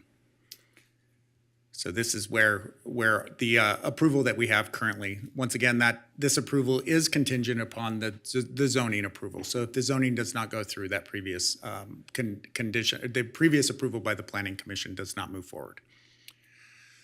To quickly go over our zoning map amendment findings, once again, going over that compatibility, the consistency, that our services and utilities are there. It is an existing site. Those are all in place. The characters are physical limitations and will not be detrimental to the public health. As we're looking at sort of that compatibility, it is similar in use to the use that we have there. We do have some more intensity of those uses. We are applying those conditions on the site itself. The building itself is not anticipated to be changed. They will be using the existing building, the existing parking, and we're not anticipating development outside of internal reconfiguration. With that, staff could make all the findings, and I leave you with a recommended motion. Thank you. Madam Mayor, I have Another great presentation. Good job. Okay, I'm going to send it to Councilwoman Taylor if you have any questions before, and then if not, then I'm going to go to Councilwoman Breckus. Madam Mayor, I just had a quick comment, or actually it will be a question. Go right ahead. Brooklyn, thank you very much. At Planning Commission, one of the things that we heard was the extensive outreach, the neighborhood outreach this applicant did with this project, and it was, in my mind, pretty impressive. Would you mind just explaining a little bit what that was? Yeah, they have, and continue to work with those neighboring properties there. They they'll continue to do that, and they have dedicated themselves to continue to do that. That was something we brought up very early in our initial staff meetings with them, is that the importance that as they come in, that they have that relationship with those neighbors. We have received comments, but they've been very few, largely related to buffering landscape and some of that. And as I stated before, with that previous approval, we're seeing a solid wall go in there. So we have a solid block wall, and we're seeing landscape. I can show you very quickly. This is the previous landscape plan, which is the landscape we now have in place. Up to the top there is that north where we're against the residents. As you can see, we have quite a dense planting, a solid wall there. They're related a lot of their more impactful, their parking and shorter term parking and stuff is located towards the front. We are anticipating to see deliveries back there, and as I stated, we do have a condition that limits them on being able to drop up and pick off patients between 7 a.m. and 9 p.m. So we're further limiting any impacts that we'd see on that backside towards the residents. Thank you very much. Okay, Councilman Breckus. Yeah, thank you for the presentation. I support, but I do have a question. The special use permit going to the Planning Commission is for the use, correct? Correct. Now, and this used to be Ward 1 with that residential adjacency. Public facilities so large, so many things can come in. This use goes away, and another public facility wants to come in.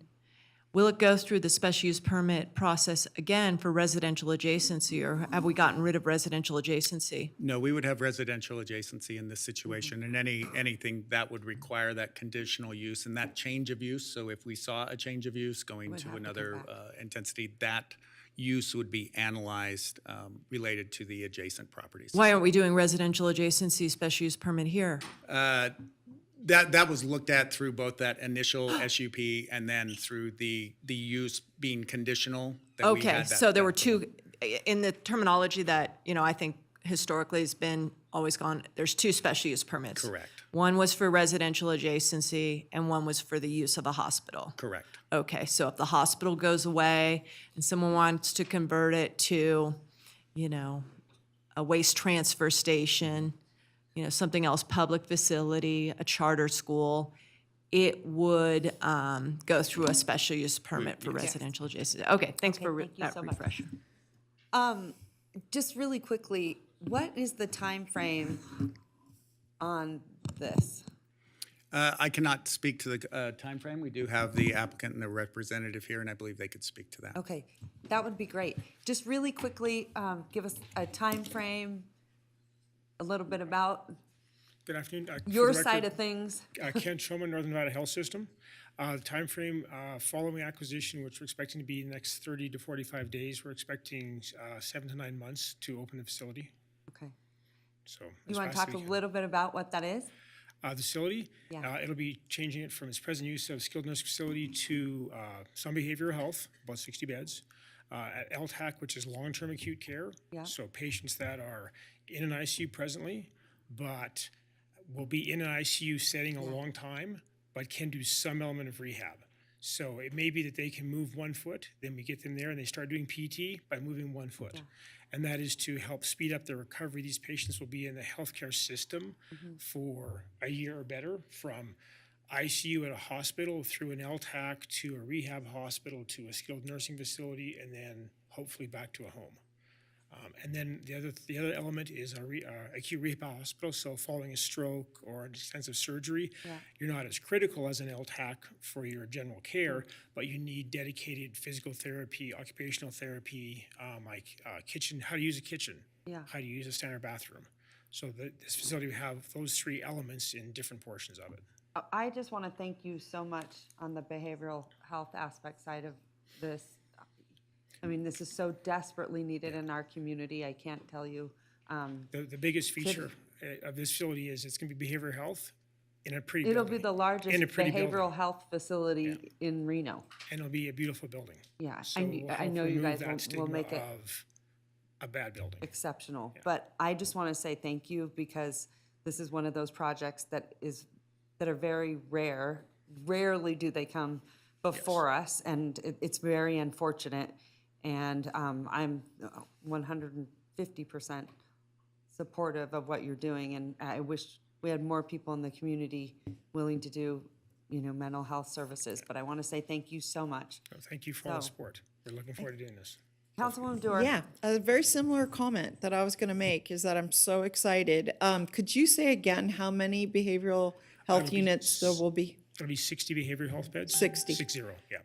To the mayor's point, I mean, that is, I think, the largest. You will be the largest provider in mental health. Right. I mean, when I got a briefing on this, I was astonished by what they're doing here. I thought it was very well cited in terms of being near major access arterial roads.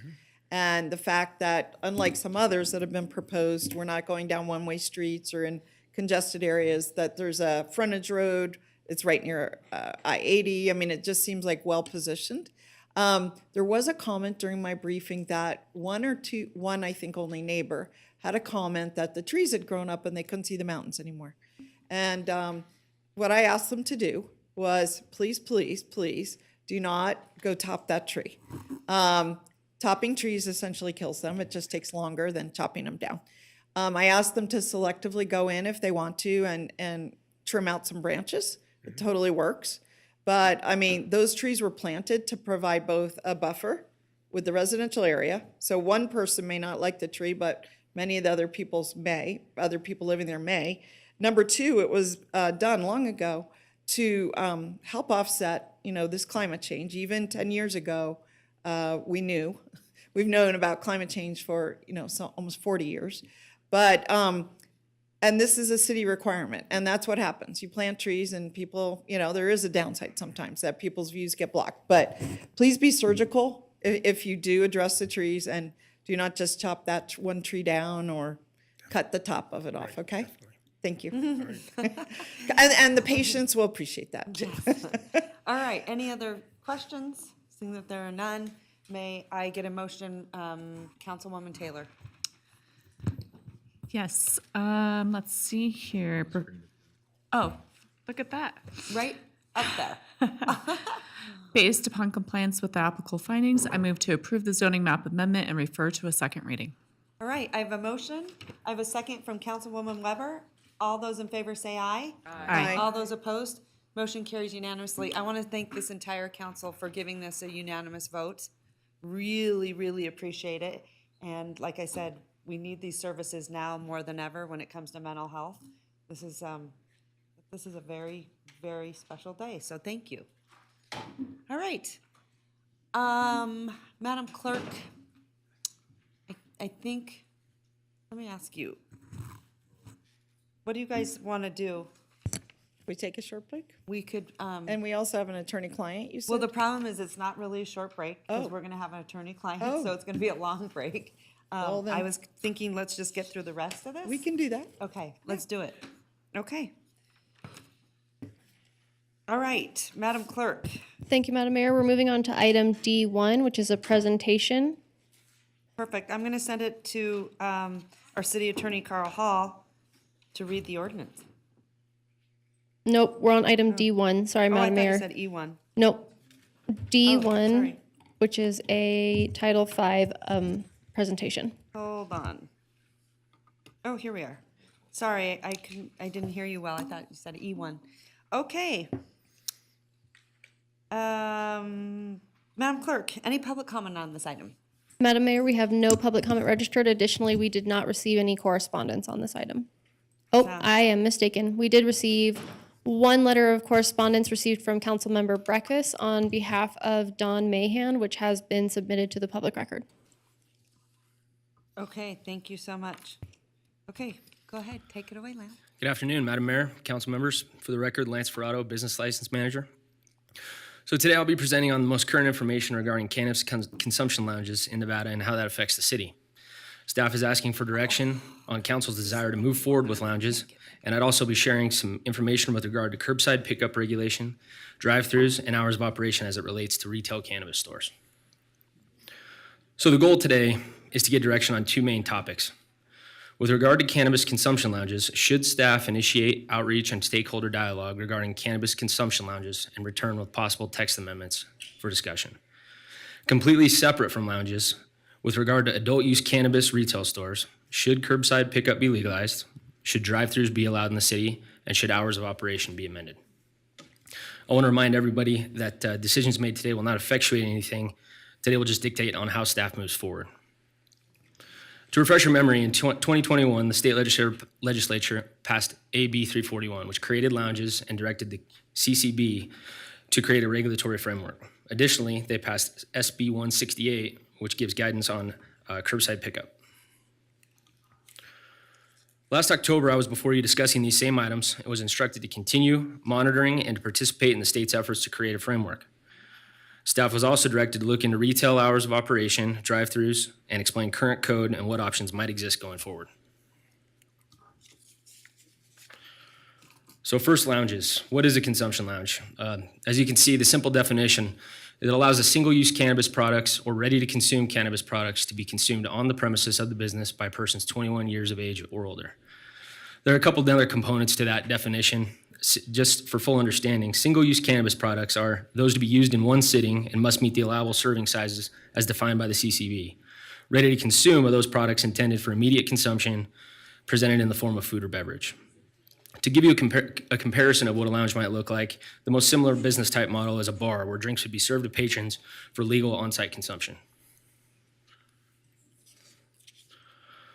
So this last June, the CCB approved a comprehensive set of requirements surrounding lounges, the majority of which will be administered by the state.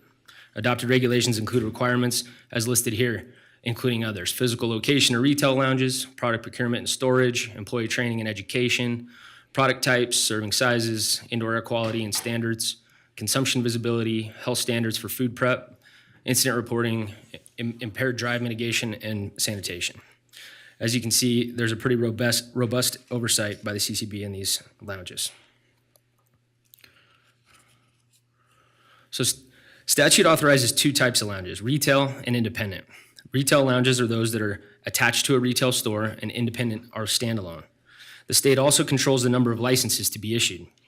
While each retail store may apply for a lounge, only one license per set of common ownership is allowed. For example, if an entity owns 5 retail stores throughout the state, they are only allowed to operate one store regardless of location or type. In terms of independent lounges, legislatures initially authorized the issuance of 20 licenses statewide. And lastly, in terms of retail lounges, the state allows for them to be physically attached or on an adjacent parcel. As for spacing, all of the current state distancing requirements remain consistent for lounges. So the city has the ability to limit the number of lounges issued. That, however, comes with a few conditions. Per statute, should city choose to limit the number, not more than 50% of the licenses allocated by the board may be issued to retail lounges in the city. Secondly, applications for all cannabis establishments are currently set at $5,000 in the city. However, we could choose to raise the one-time application fee. Just as a reference, the state charges $100,000 application fee for a retail lounge and $10,000 for an independent lounge. Keep in mind, if the city were to change the price of the application fee, that a business impact study would be necessary. One last item that would require city regulation would be outdoor odor mitigation if outdoor smoking were to be allowed. That said, city could choose to prohibit this altogether. So here's a familiar map that I've shown before. It points out all current the 8 current adult use retail stores that could conceivably apply for a lounge. Again, with the rules restricting one lounge per ownership group, the chances are minimal that all stores would apply. So the second set of topics surrounding existing retail stores. This is separate and apart from lounges.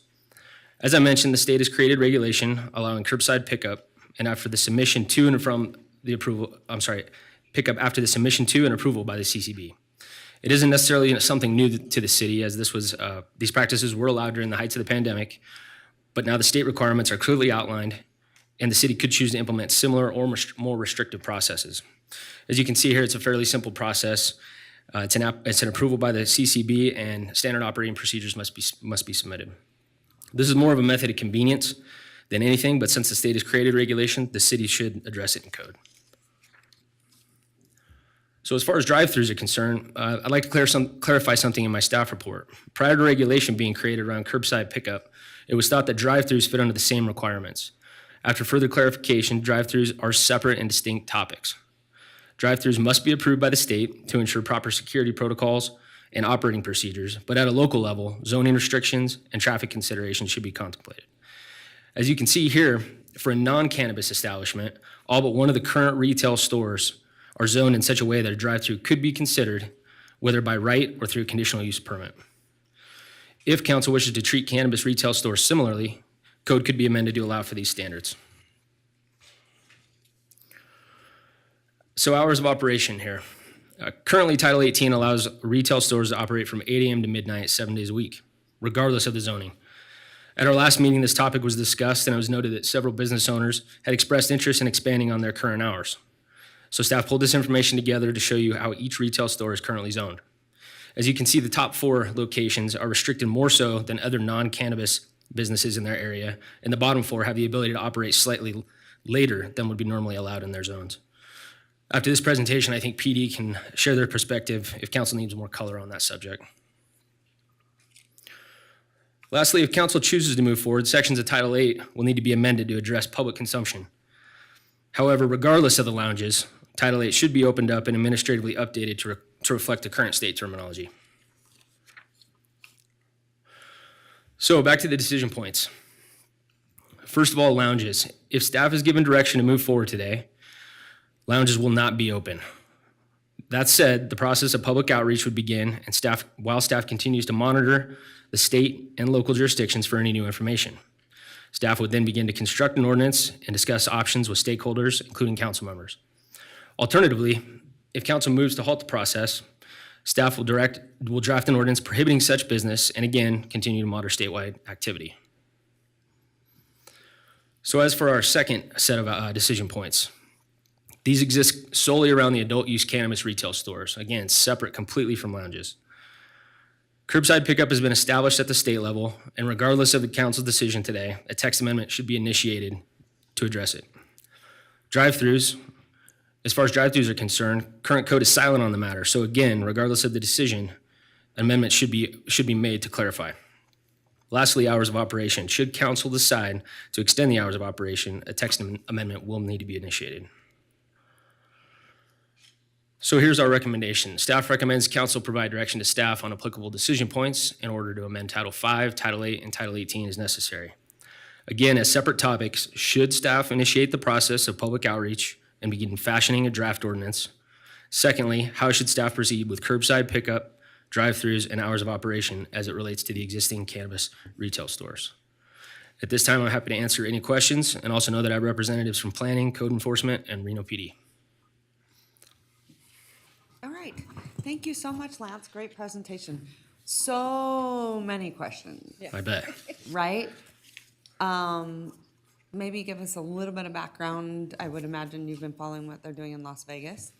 So in Las Vegas right now, they're still moving along with the same process. They haven't made a formal decision. They've brought this forward to hearing, and they're kind of at the wait and see moment. The last time they had something scheduled, the state wasn't actually ready with the final regulations, so they've bumped it out a little bit. Okay. Yeah. I can see, both sides, right? Like the concerns and actually why you would want to do it. First of all, like, I don't want people smoking marijuana in their cars, and also, we're smoke-free parks and those kinds of things. And I think we've all been at probably events where you can really smell it, super offensive and those kinds of things. But I think, they're also, is this the safer way to go where it's much more contained, and then people, if they're going to use it, because they're going to use it, and it's legal. Otherwise, I think then, it happens in places that shouldn't be happening. Sure. So anyway, okay, thanks. I think you did a really good job. Okay, Councilman Breckus, go ahead. Yeah, thank you. Thanks for the presentation. It was very clear. So one question, though, is I understood, and it was actually one of the dispensary owners told me that, and maybe it's being done through code cleanup, that some separation that we have got dropped out of when we redid 2018 from different dispensaries. That's correct. So the state regulations are very similar to our code, but Reno Title 18 also had a 2,500-foot separation between cannabis establishments.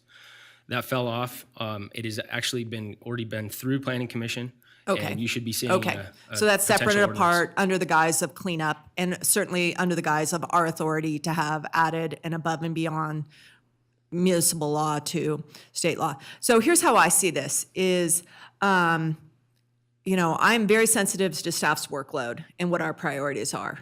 Whether it's 30 acres a parks person to work on, or, snow shoveling, snow removal in high elevations. I don't see this as a priority at this point. We're talking about 8 uses, 8 businesses. If I wanted to send, this staff and the Title 18 staff, which always comes forward with things they are not able to get to, it would be a whole lot of other things, namely short-term rentals, the accessory dwelling unit ordinance, all the housing stuff we were going to do, that hasn't shown up. As a matter of fact, last time I heard, the housing workshop for later this month has been canceled because staff doesn't have the bandwidth.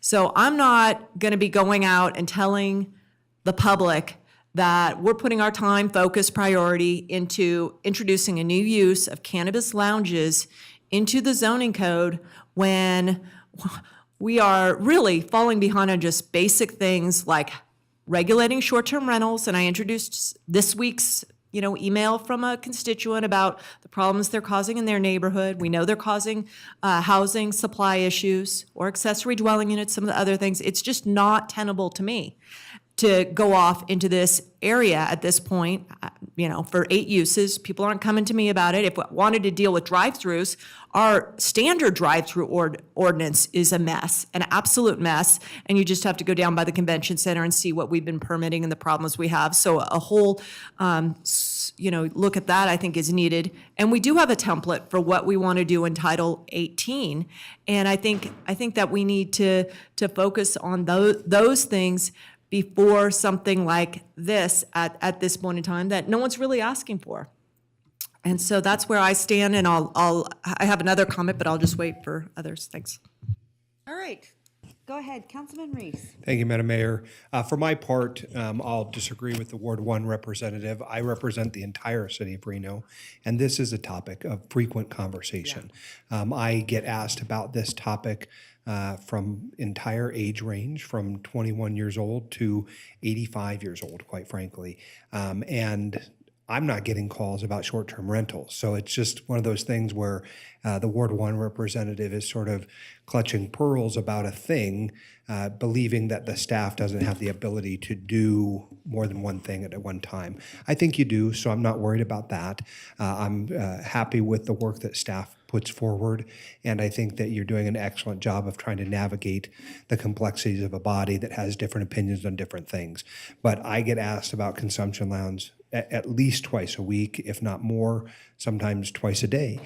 So it is an issue for our community. Second is, cannabis is a legal business in the state. We are also a tourist destination. So when people come here to enjoy the tourist industry that they're already enjoying, this is another aspect of it. So there's a cannabis tourism related component to it. And then there are people who just want to be able to go into a social setting and not be in their hotel room, for example, where they're prohibited from using cannabis. So it's one of those things where it's coming, it's an inevitability. We should be ahead of it, not behind the curve, because I think you make better policy decisions when you're not always playing catch up. And so the state is highly regulating this area. It is something that I think we're going to have to continue to move and react as the state moves and reacts. I think the way you've broken this out in the staff recommendations is absolutely correct. On the first jumping off point is this question about, is the next step public outreach and engagement? That may change our opinions on the topic. I don't know. But certainly that staff should initiate that public outreach and stakeholder dialogue so we can move forward on a reasonable timeline. So as to point 1, that's my inflection point there. Again, as a city, we should be supporting all legal businesses in that city. I think this is the way to do that with this particular use. As to the questions you've asked in part 2, I think it's no surprise that I have indicated that I'm concerned about competition between our legal businesses, the ones you've identified here, and those now opening and soon to be open more retail establishments that are on tribal lands. And so I don't want to see a tribal facility down south Reno that has 24-hour access, curbside pickup, and drive-throughs when our other facilities and our other businesses that are lawfully here do not have the same. So I think it is important that we allow each of those things. I guess I'm agnostic about whether it should be 24 hours a day, although I see Story County has now gone to having the first 24-hour dispensary. And so, again, I think many of these things are inevitable. Let us be proactive and thoughtful about it as we evolve as a city. Those are my initial thoughts. All right, go ahead, Councilwoman Dorr. Yeah, thank you. I think we will have to address this issue. I mean, it's coming down the pike at us, right? I do disagree, I'm sorry, Mr. Reese, with the clutching pearls thing. I have not been asked about lounges, but I have been asked about short-term rentals. I've been asked about Airbnbs. I've been asked about ADUs. Maybe at the ward level, those are neighborhood issues that come to my attention. Maybe one person's asked about a lounge to me, but I agree that they're both issues. And I think it's not a binary choice, either or. I think we have to work on both things. So I just wanted to get that said. On your first recommendation, or A, what I would like to see is us go to the public outreach and stakeholder dialogue, but I would not like you to return with text amendments. What I'd like you to do is return with what you found in the outreach process before you spend time on drafting text amendments. So that's how I'd like to see the process. I'd like to get the feedback, hear it, and then give you some direction on developing the text amendments from this body. On item 2, the retail stores, I think curbside is fine. I think drive-throughs are fine. I'm not as keen as 24-hour operation. Why? People can barely get people to staff regular hours. We have a lot of places that are closing stores early because they can't even get someone to sell a dress. Never mind the licensing or requirements required for dispensing marijuana. Okay, so I'm not quite ready to go to 24-hour throughout the city myself. And then the last piece is that, back on number 1, is the location. So I've had some briefings from you all about marijuana facilities in general. It sounds like some of our code needs to be brought back up to where it was. But when we're doing this, I want to make sure that we do address that issue of locating lounges. Now we're talking.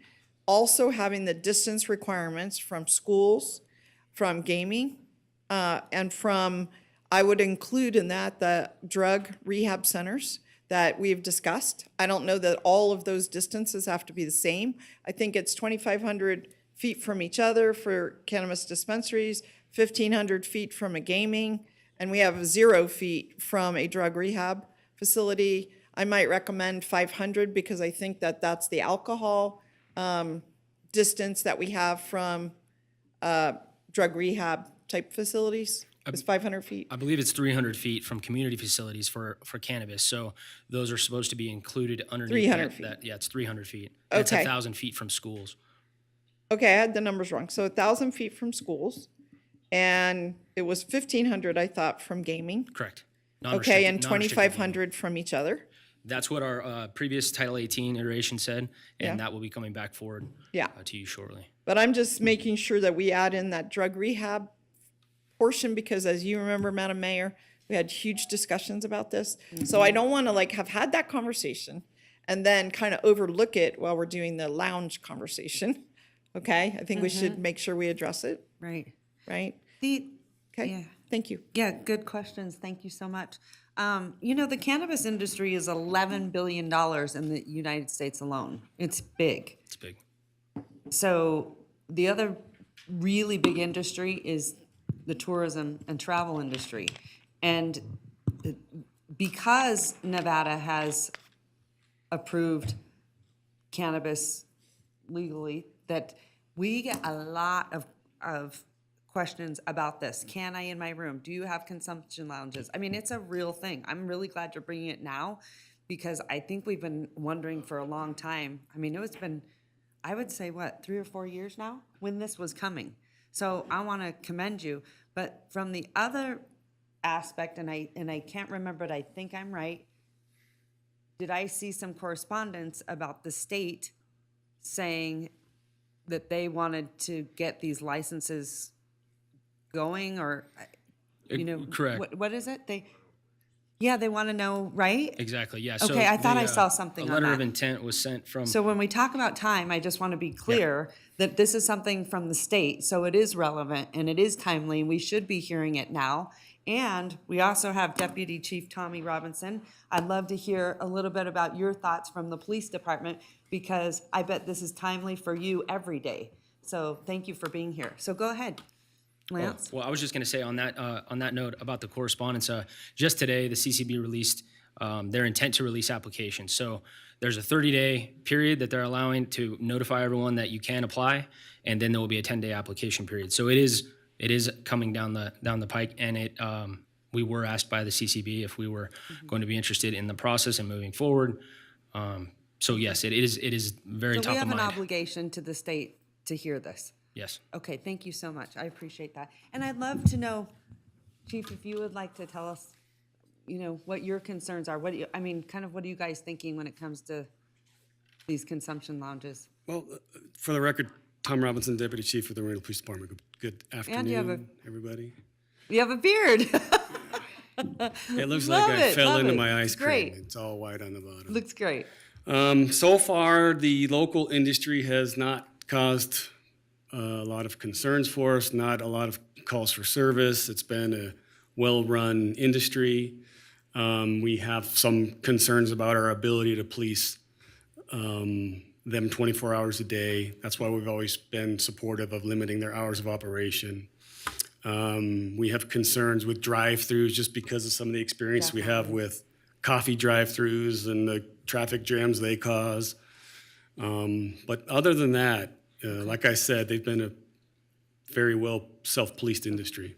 So hours of operation are of concern. Yeah. Okay, that makes sense. And drive-throughs make sense. Yeah. Okay, thank you. Sure. Really appreciate it. Okay, Council. I'm going to go to Councilman Delgado. Thank you, Madam Mayor. Along those lines, I think as you stated already, Madam Mayor, that I think it's an obligation that we see the item before us in a timely manner, and for our good staff to go out there and start hearing what's on the community to do that outreach. With respect to the current adult existing cannabis retails, I see at each location being its own special. When you look at them as their own individual, we can't look at them with a wide brush and say all of them are 24, all of them are drive-through. It doesn't necessarily make sense to me as they come back to us on a case-by-case basis, making sure they're appropriate and it's surrounding communities and neighborhoods. But of course, to go out and provide that information and come back to us and say, here are the ones that potentially make sense is our due diligence, and we owe it to the industry, we owe it to the community to have clarity as to why they are and what's before us. So, All right, thank you so much. Okay, Councilwoman Taylor, go ahead. Thank you, Madam Mayor. My first question was regarding what law enforcement thought, so thank you very much for bringing that up. My second question is some clarification on the timing, Lance, based on Councilwoman Doer's request of having some outreach and then coming forward and writing some code. I think I just heard you say something about a 30-day time frame. Does that have any impact on the outreach and what you bring back to us and what we're required to do or are asked to do for the state? Lance Ferrato for the record. So the intent of the state is to get the information from the local jurisdictions to see if they are going to be moving forward so that they can put, say, Reno on the application list. If they're not on the application list, then we're none of the independent lounges that could come through or the retail lounges that could come through will be able to apply until such a time. If we were to go through and say, yes, it looks like we're gonna be at least entertaining the idea and doing public outreach, they would put Reno on the list. People could still apply, but that doesn't necessarily mean anything comes into the city.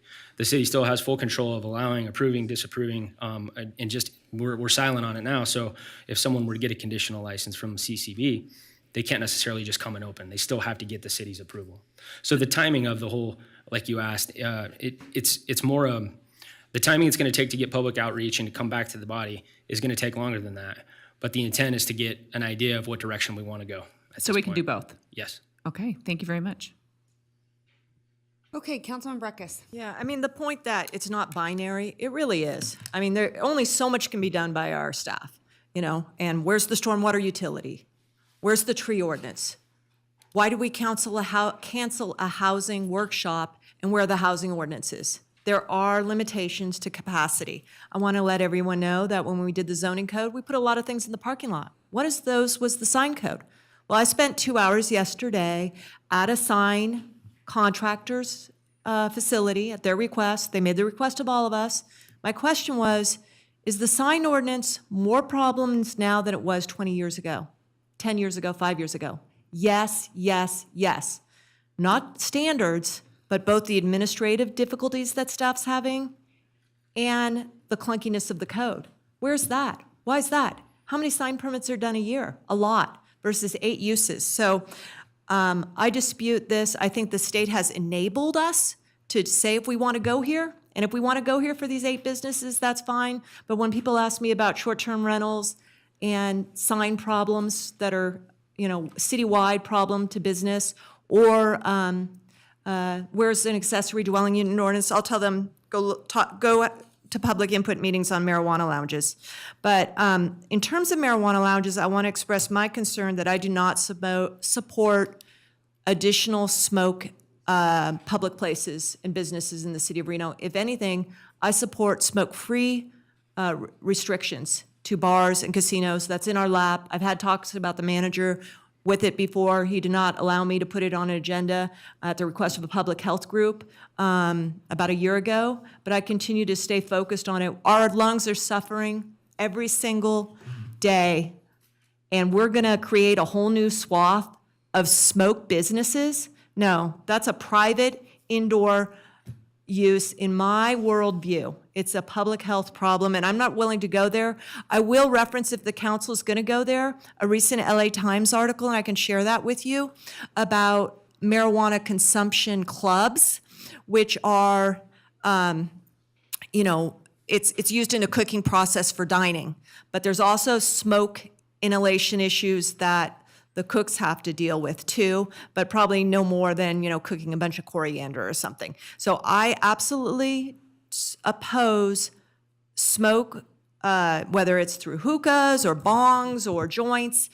I will not support that new use in the city of Reno. I want to go the other way with the city of Reno and our local authority here to make smoke-free casinos, smoke-free bars. It should be in homes. Thank you. Thank you, Madam Mayor. I just want to address a couple of my colleagues' concerns. I'll sort of put in the parking lot the concerns that Councilmember Breckus has raised. But as to the hours of operation, again, I'm somewhat agnostic about 24 hours, but I do think they need to be expanded beyond where they are currently, in part because shift workers are denied access. And there are people who work during the sort of hours that most of these folks would otherwise be closed. So, and again, we already have 24-hour access here. It's at tribal locations, and it's in Story County. And so I think we could tweak the hours of operation. And I think Councilmember Delgado said it right. Whether it's hours or drive-through, those are on an individual site-by-site basis, right? Not every place can handle a drive-through. Obviously, Chief Robinson spoke to the fact that he's concerned about the traffic issues caused by drive-throughs. I don't think it's quite the same as, Dutch Brothers or Chick-fil-A queuing out the parking lot. I don't think the consumption of cannabis is quite at that level as, say, chicken or, Dutch Brothers treats. So I'm not worried as much about that. But again, those are site-by-site decisions. I'm saying, in my opinion, as a policymaker, we should allow curbside. We should allow drive-throughs where appropriate, under the same conditions that anyone would be required to provide information about them, and the operation should be expanded. I want to go back to something Councilmember Dewar talked about in the initial question about public outreach stakeholder dialogue and sort of parsing the concern about bringing back possible text amendments. I don't know how you will go out to the public to seek input if you'll go out with like ideas about, here are some possible text amendments, now comment on them. That seems to me one way to do it. And so I don't want to sort of handcuff you to not being able to do that as your method of outreach, because I don't know how you'll do it. If we're just going on a listening tour and we're going to just talk about cannabis writ large, you may have folks who show up and talk about, the dangers of teenagers using cannabis or something. I don't know. It'll be dependent upon you to bring that back to us. At the end of the day, it's, again, a legal business, highly regulated by the state. The state has obviously asked us to engage in this iterative process, and here we are doing that. I continue to believe fundamentally that we can do lots of different things. And as to the difference between how I prioritize this over other items, I believe all of them are important, and we're going to take them in the timing that we can and allocate to them. I think it's less relevant I think it's more important and relevant given the time constraints the state is under and because of the nature of, cannabis consumption and tourism-related concerns. And no, I don't believe it should be that people must do it in their homes. We're a tourist destination because their home for the weekend ends up being a hotel room, and that's not really what we're looking for. So we can do the right thing by this industry by moving the ball forward. All right, go ahead, Councilwoman Dewar. Yeah, thanks. Let me just explain, and I appreciate, it looks like you are trying to follow our three-step process to have a general conversation with us, and then bring back on a second step an initiation of ordinance. What, on this particular one, just like some we've had you out there for 2 years there's been so much contention and issues from the public that it's taken a long time for staff to work through it. And what I'm concerned about is, I have no idea how long maybe it'll take 30 days, and maybe it'll take 3 months. But what I'm concerned about is when it starts getting too long, we lose the thread. It's happened to us over and over, where we've initiated something, you've gone out and done the process, and we're kind of lost in the process, right? We haven't been at those workshops. We don't know what people are saying. We don't have feedback until you come back with a text amendment. And it's been sometimes 2 years even. So all I'm saying is please check in with us. If you're starting to hear pro, con issues, I think we need to know about that as you go along. So we're not just faced with, here's all the words on the page, and you want to do an ordinance introduction, and we're debating the words on the page. Sure. That's what I don't want to get into. So Sure, do you understand? I do. And just to Okay. comment on that, I think that the plan would be to go do public outreach, gather information, start to formulate an ordinance, do more Sure. public outreach to show this is what we're going at. Do you have Right. comments on this? Have individual council briefings to say, Right. what do you like? What do you not like? And then once we can get that information together, we have it, then we can Then come you're back with a kind of draft. ready to roll. And then Only we can- you can best decide that. Sure. And all I was just putting a caution note up here is I've been through this for 8 years, and sometimes these things get protracted and we've lost our thread. Number two, I too am concerned about smoking. I'll be very, very honest. We're starting to have a proliferation of non-smoking establishments. People are recognizing more than ever. They recognized in the 60s, the 70s, the 80s, 90s, the 2000s that smoking is harmful to you. They're beginning to recognize that smoking, no matter what the substance is harmful to our lungs. I just had a friend die from, stage 4 lung cancer last week or 10 days ago. And, she found out and then she died the next week. So they're finding out that these kind of issues are very challenging. We have taken a strong stand on opioids, in terms of just potential health impacts. I do not have a personal objection. I've said this for years to marijuana, to its distribution, use, sale, et cetera, including a lounge. But what my concern is a similar concern about the smoking component. They're even worried about vaping, but at least vaping isn't impacting others as much. There's eating, there's other ways to ingest marijuana. So I would hope that you would get input on that issue when you come back to us, because I too don't want more smoking establishments if we can avoid that. Thank you. I just don't know, how do you I approve don't- marijuana and then turn around and say, but you can't smoke it? But you could maybe vape it, is what I just said. You I can know, but consume when it. you approve it, everyone knew on this body that you would smoke it. So Well, maybe I at think your it house. sounds- Yeah. I mean, in personal. No, not at my house. No. Okay. I'm just saying, you guys knew when you approved it that people were gonna smoke it, so you have to. Well, I'm not controlling their understand personal that behavior, but I am talking about public behavior in a lounge, that's all.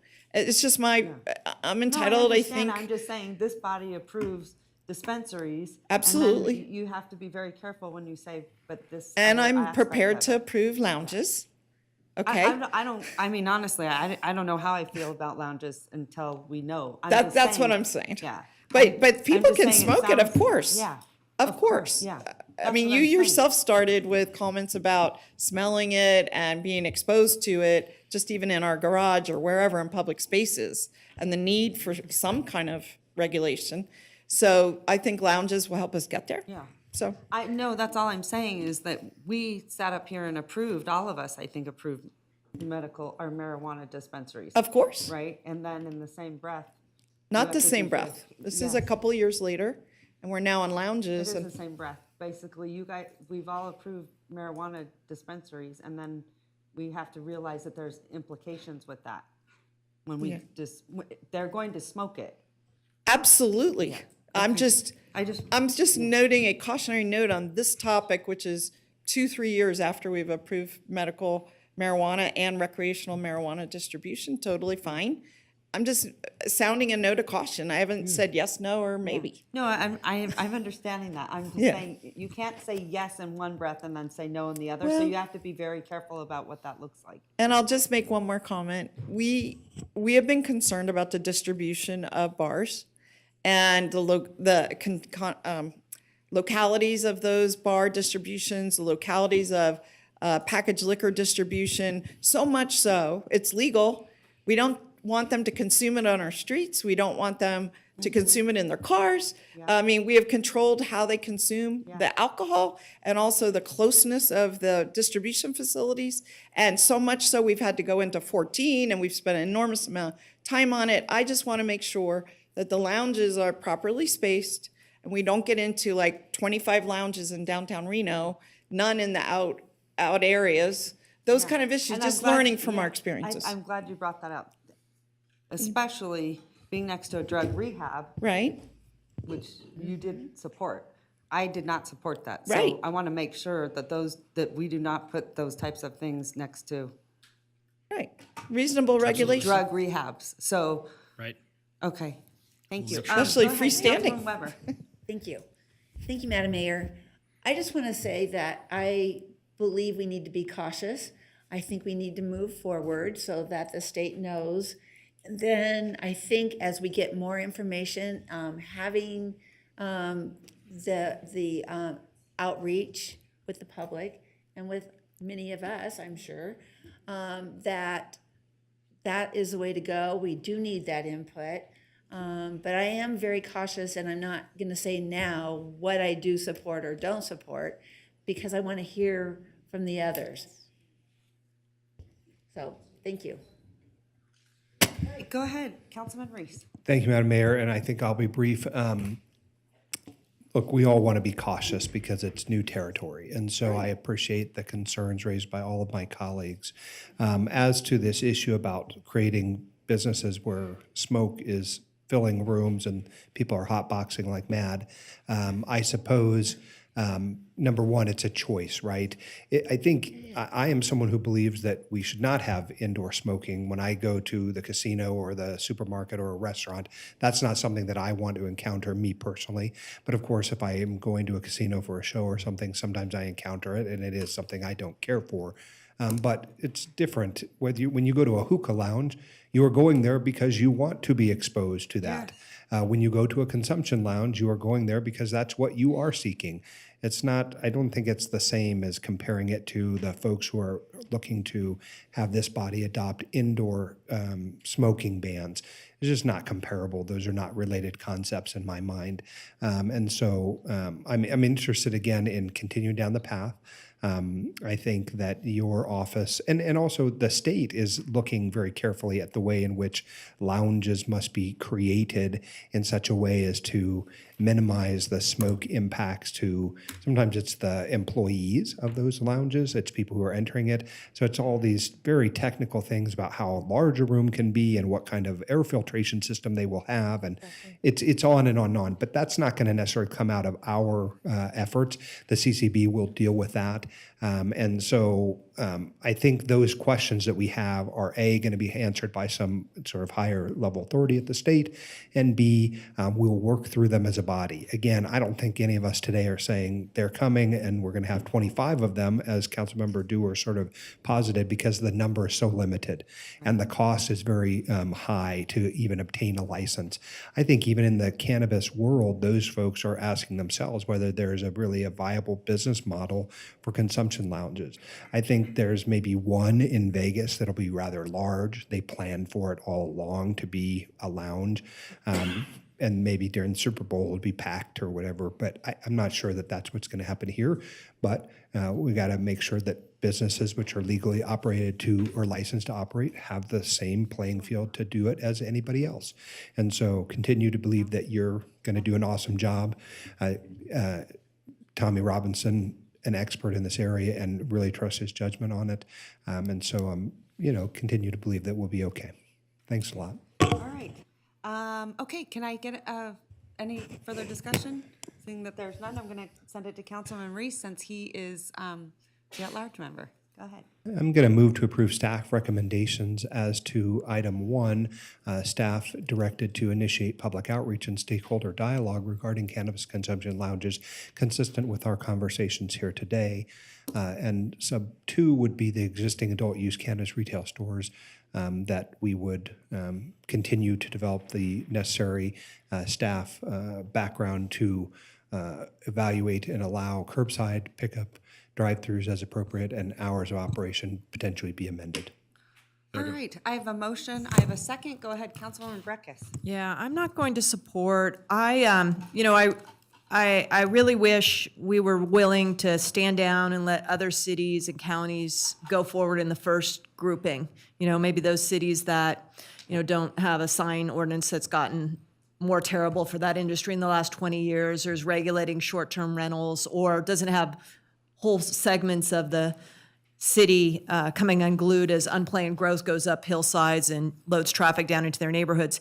But I want to push back to a couple things. One, that, while and I have been very supportive of the cannabis industry, but that somehow, knew that they wouldn't be smoking. No. The voters said very clearly that they wanted a limitation to workplace, and I'll emphasize that again, workplace smoking environments. This is about employees. And this is, in my view, going against that policy, or at least that value. And so we'll see what, the council wants to go forward. We'll see what people say. But I am very uncomfortable with going in the different direction from what a statewide vote went a couple decades ago. The public health officials who I talked to about clean air say it is really a step in the opposite way. We should be making, like many of the as gaming has proliferated through the country, we should make gaming smoke-free.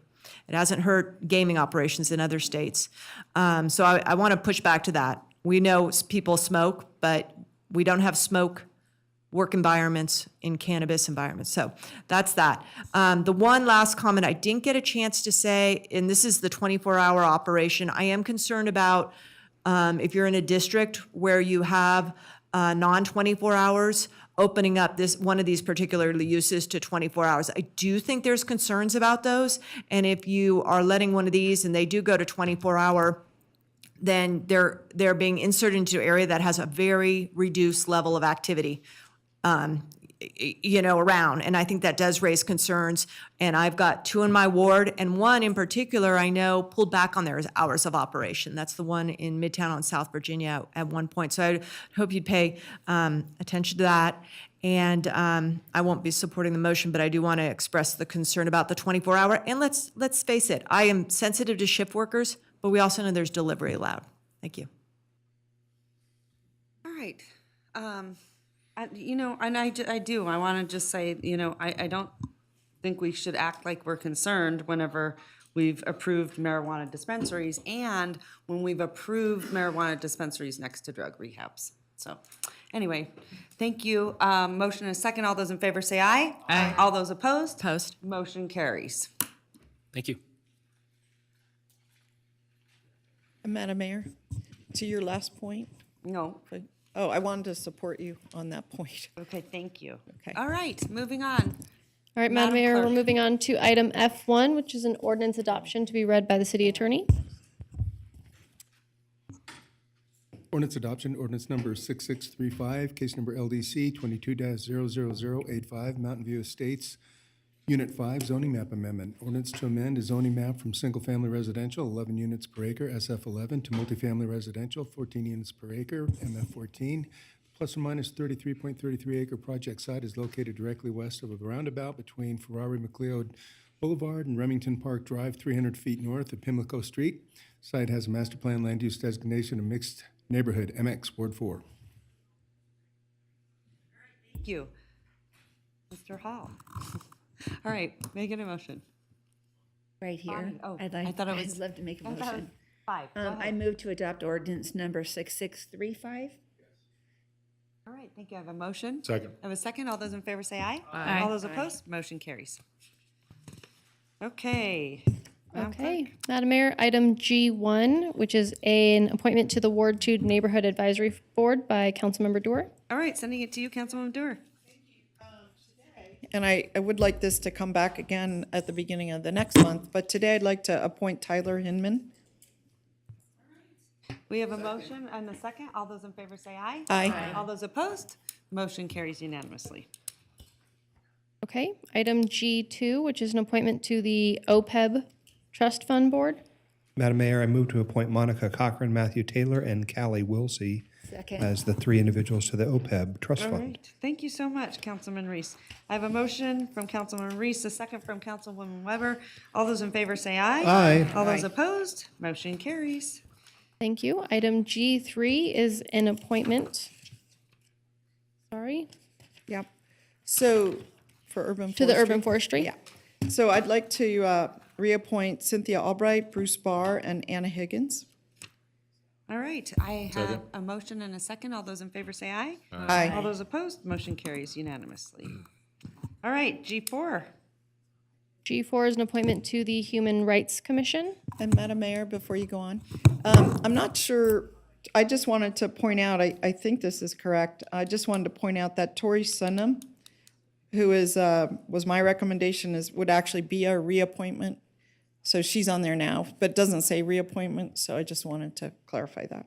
Okay, And I don't know how many you do today, but. all right, may I get a motion? then? Well, sorry, so the 3 appointments that I am seeking today, Ward 1 has 1 appointment available, Ward 3 has 1 appointment available, and Ward 4 has 1 appointment. So I'm looking for those 3 council members if they would like to make an appointment All today. right, go ahead, Ward 1. Yeah, I'm going to hold off and make a request that the staff person who's the liaison schedule a phone call with me to talk about their recent activities down there at the Human Rights Commission. Thank you.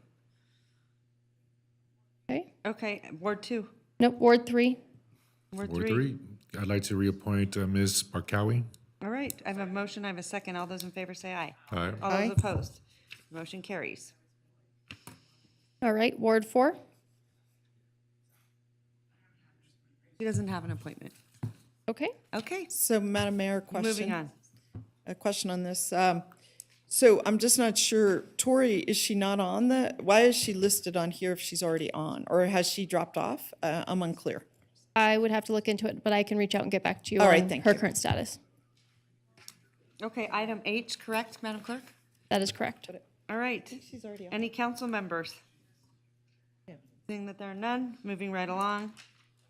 Thank you, Madam Mayor. We're moving on Oh. to item, Madam Mayor, Yes. sorry, I do have a report on H1. All right. Okay, on H1, I just wanted to thank our city staff and support folks. We had an amazing tree planting, the best one ever. Over 100 people came.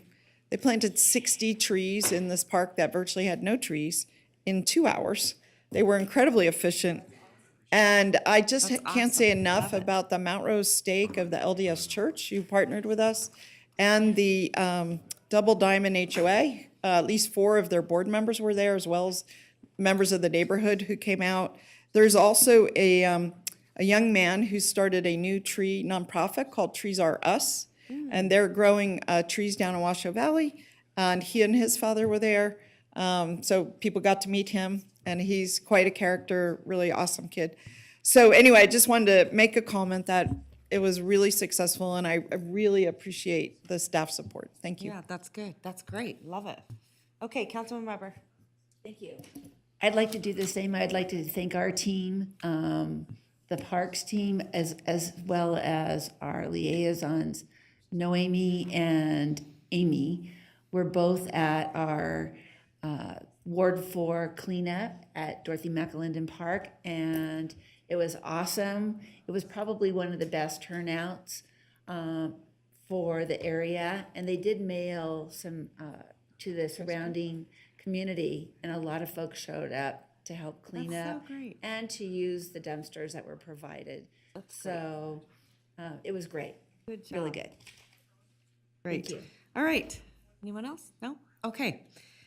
I'm going to send it back to you, Madam Clerk, for public comment. We do not have a 6 o'clock hearing. Thank you, Madam Mayor. So for the record, I'd just like to note that we did receive 5 additional letters of correspondence, which have been distributed to the body and are available on the Reno.gov meeting portal. I have nobody signed in for public comment and have no closing voicemail, so I am looking for a motion to adjourn on item K. Madam Mayor, before we adjourn, I'd just like to recognize, we only have one member of the public still here, Miss Madeline Burak with the university. She's been with us the whole time. It's exciting I to see wasn't the going to university embarrass here. her, but you get points for staying the whole entire time at a council meeting. That is dedication. So it sounds like you're off to a great start for the university. They will be proud. All right, everyone. Second. I have a second. All those in favor say aye.